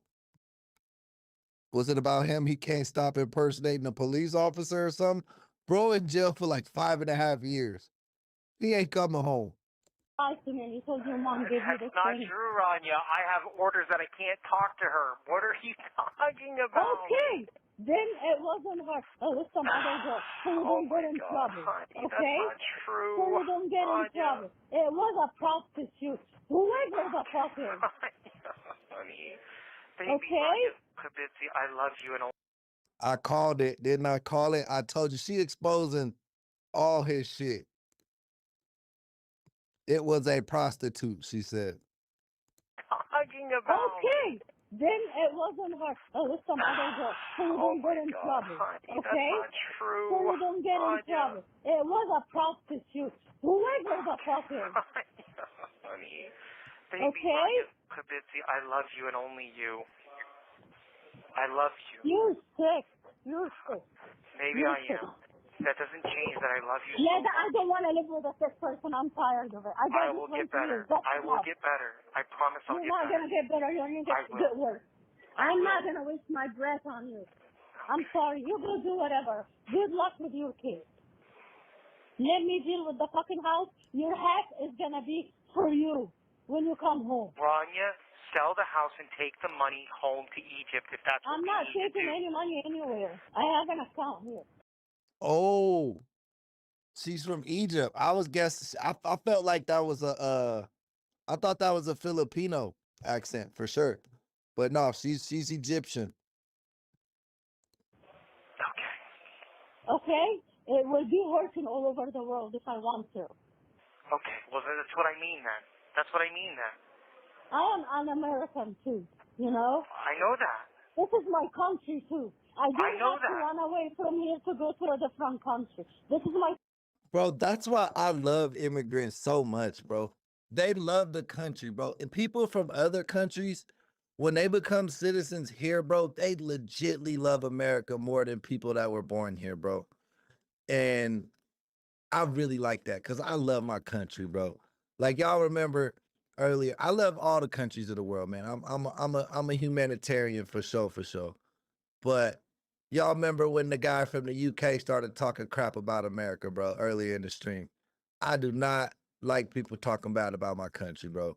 If you American and you talk bad about my country, I'll let you slide a little bit more, you know, because we in this shit together. But like you talk bad about my people, you talk bad about my country, and you from somewhere else, bro. I don't like that. Cause you don't live here. You can't throw shit. You know what I mean? You can't you don't know what it's really like. You just know from what you see on the news, you know. Just like I don't try to speak on other countries. I just speak on what I hear from the news because I've never lived there. country too. I know that. I can be back and forth. I can decide to do whatever I want, whatever best for my child. Don't tell me what I need to do. I'm not telling you. You said you don't want to be at the house and wake up by yourself every morning. I said go, then Yeah, let's tell them. I can stay with my mom in the house over there. I don't need to buy shit. I don't need the money there. Oh, okay. I fucking brought my money from there so I can survive here. Rania, Because it's been tight. I got all my money that I have there so I can survive. What up, Mr. Good Citizen? What's popping today? Yeah, Jeremy is very entertaining. I like these. I got another fucking call too. We're gonna listen to next. The U.S. revolutionized the entire world. Sorry, not sorry. What you mean by that, Mr. Good Citizen? Could you elaborate a little bit more on that statement? Okay. I love you with all of my heart. We need to stop and slow down. I don't think you understand how much I've been spending for the last 2 years since I had the baby. I don't think you understand how much money this house needs every month, besides the mortgage. I don't think so. I don't think even your mom understands how much money this house needs. I agree with you, but maybe we need to stop spending money on things that we don't need, okay? I know, it just needs You're a fucking moron. You're a fucking moron. You're a fucking moron. I swear. You have 1 minute remaining. Hold up. I love you. You're repeating whatever the fuck you want to repeat. I don't understand. Whatever. I love you with all of my heart. Yeah. Okay. Tomorrow I'm gonna go to Goodwill and buy clothes for your daughter. Is that what your mom wants? No, that's... Tomorrow you're a fucking moron. Stop. This house needs. I agree with you, but maybe we need to stop spending money on things that we don't need, okay? I know, it just needs... You're a fucking moron. You're a fucking moron. You're a fucking moron. I swear. Hey, I be finding swag at the Goodwill. I ain't gonna lie to you, bro. I find good clothes at the Goodwill. I like Goodwill, bro. I like thrift stores. Have 1 minute remaining. Matter of fact, somebody donate like 20, 30 bucks to the Cash App so I can go get a Goodwill fit, and then I'll show it to you on stream. I'll show you how I be getting drippy at the Goodwill, bro. I'll show you how to get drippy at the Goodwill. I just need somebody to sponsor the video, bro. Let's see if it works. Love you. You're repeating whatever the fuck you want to repeat. I don't understand. Whatever. I love you with all of my heart. Yeah. Okay. Tomorrow I'm gonna go to Goodwill and buy clothes for your daughter. Is that what your mom wants? No, that's not what I want either. Okay. But Okay. she I'm does... gonna say her. Rania, Goodwill too. Okay? I love you, And take a Rania. food. I love you. Bye. Rania. Okay. Thank you for using Global. Don't forget to like and subscribe so you don't miss the next one. Oh, Tommy, I love me some Whitney Houston, bro. Whitney Houston is my favorite diva of all time. She was so beautiful and sang so well. I mean, she was so fine, bro. Whitney was, Whitney. I love me some Whitney, bro. I'm so sad Bobby Brown's shoulder cracked, bro. So sad about that. So sad. To be honest with you, bro, I think I think black women are my favorite people in the world. Like they all, I don't know, we just always get along. They're like, you know what I mean? Like my wife's black, like you know what I mean? It makes sense. Like they're my favorite people, bro. Her mom's really cool. We get along well, but it's always been like that. Like ever since I was a little kid, bro. All I've really known is like is a black woman's love. To be real with you, like yeah, I got it. My mom passed when I was really young, so all my friends' mom was like my mom. You know what I mean? Like that's where I would see love from a woman, and then yeah, that's what it is. Those are my favorite people, bro. Jeremy Dwight begs mom for money until she snaps. New jail cell call. We got a new jail cell call. This is brand new. He begging mom for money. So this part 2 of what we just saw right now. Tired of all this. Me too, Mom. I'm starting to think about just blocking your calls because I can't deal with this anymore. And Mom, all I do is I'm begging you to. I warned you, and I warned you, and I warned you. Don't ask me for another fucking dime.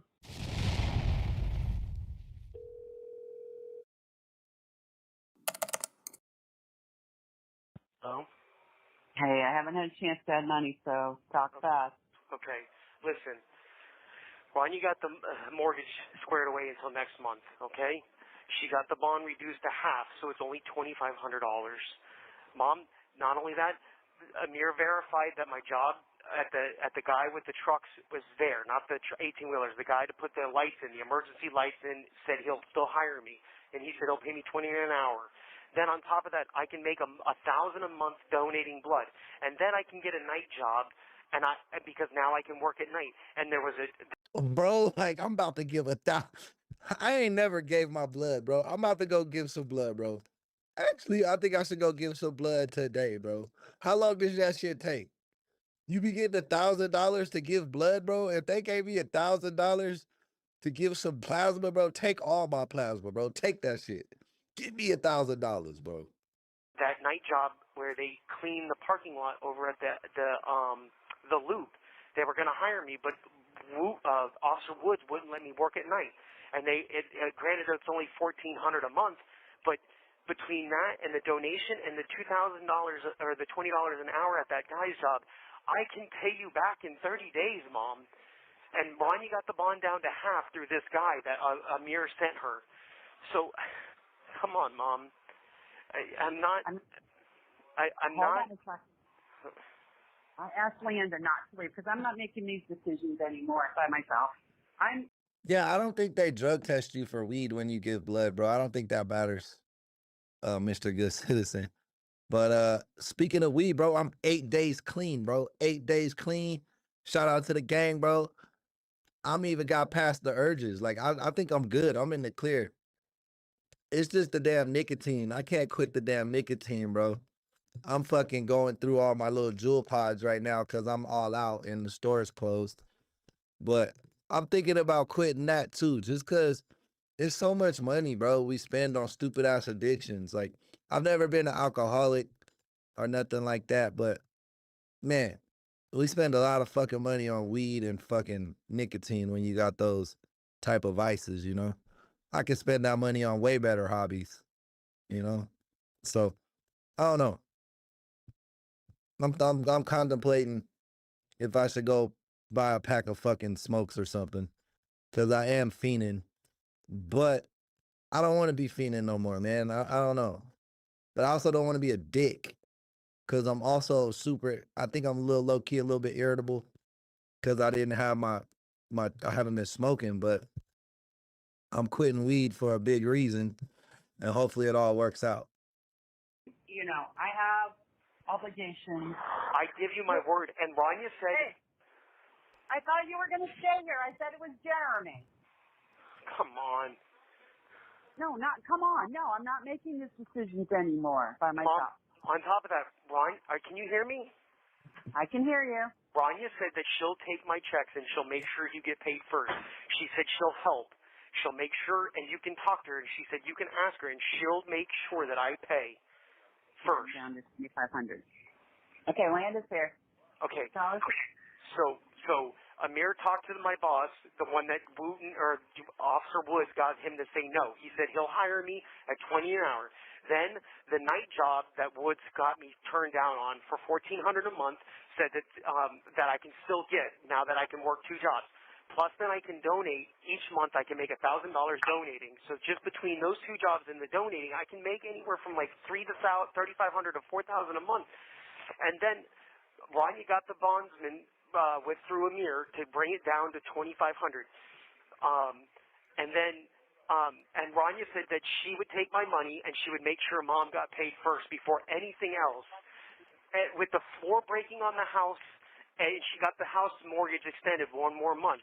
So with the floor breaking in the house and the water leaking, I don't know where it's coming from, and Amira still being sick, I'm begging you guys to just bond me out so I can get home to fix this shit.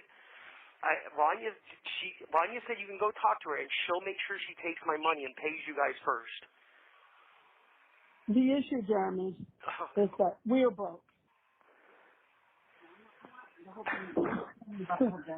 So we're broke, and to just throw away money when you're not throwing it away.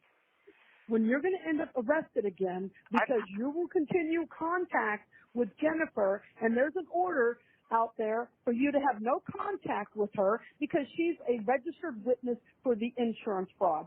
So I you're going to come out, that. and you're going to continue having contact with her, and then you're going to get arrested for witness tampering, and then we've thrown away the money that we don't have. We don't have to borrow against credit cards to do all of that. It's not going to happen at all. Jeremy, your visitation records, your phone records, all of that is out there. You are talking to her haven't had a multiple visit times here. a day. No, on the phone. You are talking to her multiple times a day. 10, 15 times a day, the logs are showing. That's not and you're true. going to stop that all of a sudden? Leanda, I'm not going to risk missing my daughter's birthday. I'm not going to risk screwing up my daughter. Then why are you talking to her? No, I'm not 8 days nicotine free. I'm 8 days weed free. I haven't smoked weed in 8 days. You feel me? Now, she can't call you. You have to call her. There is no... Wait, actually it's been, damn, I'm tripping. It's been like 14 days. I haven't smoked since July 4th. So it's been like 14 days since I've smoked weed. Maybe I smoked on like the 5th or the 6th too. But yeah, it's like 2 weeks. It's been like 2 weeks. I'm tripping. Physical way that she can contact you. You are voluntarily calling her and talking to her now, knowing that she's a witness in this fraud thing. So you're already setting yourself up. I can't talk and explain over the phone what's going on. Of course you can't, Jeremy. You never can. You want us to throw away $2,500 now. I'm not asking you to throw it away. I'll give you the title of the charger. Look it up online. You have the VIN. We don't want the title. Leanda, we would rather you're home, but you don't stop doing what you're supposed to be stopping doing. I can sell equipment and the motorcycles within a month. And between the work that I can get and the donating I can get, I can have you guys paid off in a month. Jeremy, we've heard that story year after year Leanda, after year for 20 years. So you're going to let me sit here and miss my daughter's birthday again for something stupid? It's not about your daughter's birthday. I can get that, not a problem. We have to go out and borrow it, and then what? Then you come out and then you can't get a job. You're giving us the story. I already know that I can get it. I already know I can. Of course you do. Okay. Okay. Well, we need to talk to them. I We just need to talk to Rania. talked to Rania. She said she'll take the money and make sure you guys get it first. Okay, but Jen, does she know you're talking to Jennifer? Does she know that you were seeing Jennifer when you were out? I'll call you tomorrow. I'll call tomorrow. All right, love you. Thank you for using Global Telling. Bro trying to scam his mom. How can he fucking donate blood? He in jail, bro. How he gonna donate blood? Nope. Hey, what's up? Hey, Mom, Amir can't get them to do it. Mom, I will pay you. They're going.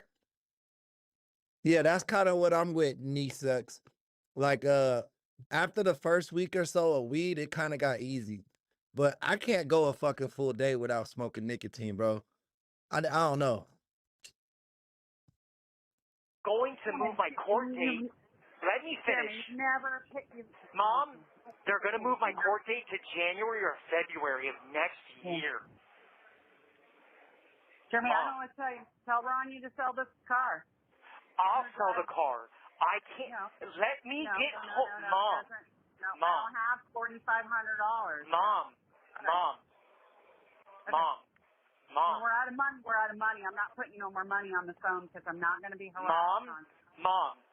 I will. Mom, I give you my word. I'll work 2 jobs and I'll pay you only. I swear to fucking God. Don't do this. I give you my word. My last time. I swear. Have Ronnie sell the car. Mom. Have Ronnie sell the car. Mom, that'll we will. Get some money for the mortgage, and that'll get you out of jail. Mom. Give her 2 months of mortgage, and it'll get you out of jail. Mom, I'm begging you. I can't have the car in my driveway. I already have 4 motorcycles. Okay, I will take care of it when I get home. Please, just help. Please, just front us. I can't just, without Mom. the money. Mom. I can't without the money. Mom, I'll give you. Listen. Thank you for using Global Telling. Hello? Hey. Hey, what's going on? I talked to them, but nobody's willing to do anything less than the $2,500, and you're not getting out. You're still going to Osceola, and I just don't know. I just feel like it's just not. Yeah, really the main thing about quitting weed is it like fucks your sleep up. Like I haven't been able to sleep, like go to sleep. It kind of like makes me stay up and shit. And then I'll be sleeping in the day and up at night. But I feel like my sleep cycle is starting to get back normal. But yeah, I have a lot more energy. I'm not overeating. Like, yeah, I really like this non-smoking weed stuff. Plus, if I ever decide to smoke weed again, I would actually get high now instead of just normal. You know what I mean? So I'm really cool about that. But nicotine, bro, that shit's like crack, bro. That shit is just as addictive as heroin, I've heard. Yeah. Mom, But I've been able to switch to a vape. I've used a Juul for like the last 15 years, but I only see that as a crutch. So I quit cigarettes, but I didn't quit vaping, like nicotine, nicotine still got my soul. I need to get home and work on my case. Well, I can't talk on this phone about what's going on. I want to talk about it. I'm just saying that, it's $2,500, and when you get out, you don't even, I'm not even going to give you $50 for your phone. I'm not. Okay, I don't care. What happened? Why won't they do the half? I don't understand. That's what they. Leo's not there till Monday, so he doesn't work the weekend. So, I'm counting it up, Jeremy. You're like into me like for $10,000. It's like it's not fair. And I just don't. And I'm trying to get home so I can pay that. Yeah, so whatever. Yeah, but there's no guarantee after paying this $2,500 you're going to get home. There's no guarantee. There's no guarantee. You still have to go to Osceola. You still have charges. You still have these other charges. You're only being bonded out on charges. But that's charges. The thing in Mom, those are the things they use for the VOP, and they drop those. I have to go there and go through this process. But Jeremy, you're bonding out on charges. You're still having pending charges. I understand that. they have to take the fucking 2-3 months for them to decide not to file. But they won't start until I'm there. It won't start until I bond out. Tired of all this. But Me too, Mom. I'm starting to think about just blocking your calls because I can't deal with this anymore. See, bro, this is why, one, you should never loan nobody money, and two, I could never ask nobody for money, bro. Like, I could never ask nobody for, like, a serious loan. Like, you know what I mean? Like, just because they not gonna do that shit, bro. Like, the fuck? Ain't nobody gonna give you $10,000. Like, ain't nobody gonna give you $2,500. I don't know not one person that would give me that much money if I asked. I mean, for sure, my homies would shoot me like 20, $30 if I needed it. You know, because that's something you can expect someone to pay you back. Like, oh yeah, no matter how bad dude's doing in life, he'll eventually get $20 or $30 to pay me back. So that's safe. But you start asking me for $100 or more, I could never fix my face to even ask nobody for that much money, bro. Like, that's just crazy to me. And Mom, all I do is I'm begging you to. I warned you. Okay. And I'm drawing the line in the sand. Mom, I'm begging you to I'm help going to pay the $2,500. I'm going to go in. I'm going to do it. Don't ask me for another fucking dime. I don't care what it's for. Don't even ask. Because I swear to God. I will block you, Rania. I will not do another fucking thing. I am done. Nobody like you. This is not fair to me. And you're still seeing fucking Jennifer on top of all that. You want me to let Rania know that? That you talk to her all this fucking time? If you You're not changed. I'm done. Thank you for. Damn, bro, still talking to side bitches, bro. And his wife already called him out on that shit. And he was like, I don't talk to nobody. I love you, girl. You my whole world. I just want to be a family. He was crying and shit, bro. He's still calling his side bitches from jail. Jeremy, bro, you a wild boy. You a wild boy. For using Global Telling. Don't forget to like and subscribe. Jeremy is a character, bro. Like, he is not a real human, bro. That is a character of a person, bro. I swear to you. That's got to be an act, bro. That's got to be an act. That's crazy. But man, that's gonna be it for the stream today, guys. I appreciate y'all. Thank you so much for tuning in, guys. Shout out everybody who donated to the stream. Let's check out who that was today. Shout out Rebecca with the $5 super chat. Candy sent in a few 100 emojis. Thank you guys for being today's sponsors of the show. Appreciate you guys so much. Remember, guys, you can always join our membership squad. It's probably the most bang for your buck way to support the channel. For $2.99, cheaper than a cheeseburger, you can support your favorite YouTube channel for the next 30 days. If that interests you, please go check out our memberships on the channel, man. It really goes a long way and makes a difference. It keeps me able to come back and stream for you guys every day, and twice a day. You know, we got the morning show for the UK and the late show for the USA. You know what I mean? We love everybody. It's worldwide over here. We international gang. But, you know, shout out to everybody who helped support us. You know that this channel is community funded and there was no sponsors, no ads, no fucking products that I'm trying to sell to you. None of that shit, bro. It's just funded by the great people that watch this show. And to let you know, it's been a little bit slow month for us. So anything you guys do donate is really appreciated, especially when shit's running low. So thank y'all for that. You guys could be anywhere in the world, but you're here with me. And for that, I appreciate you. Please like and subscribe. Catch you on the next stream. Peace and love.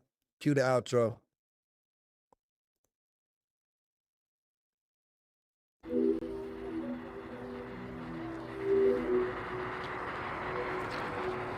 And the art of punches when you could throw two punches that sound like one. You could throw punches. You can hear them. They were two, but they sound like fucking one punch. Oh, they don't understand. Anybody that hears this understand art of fighting. They know what I'm saying. You do two punches that sound like one.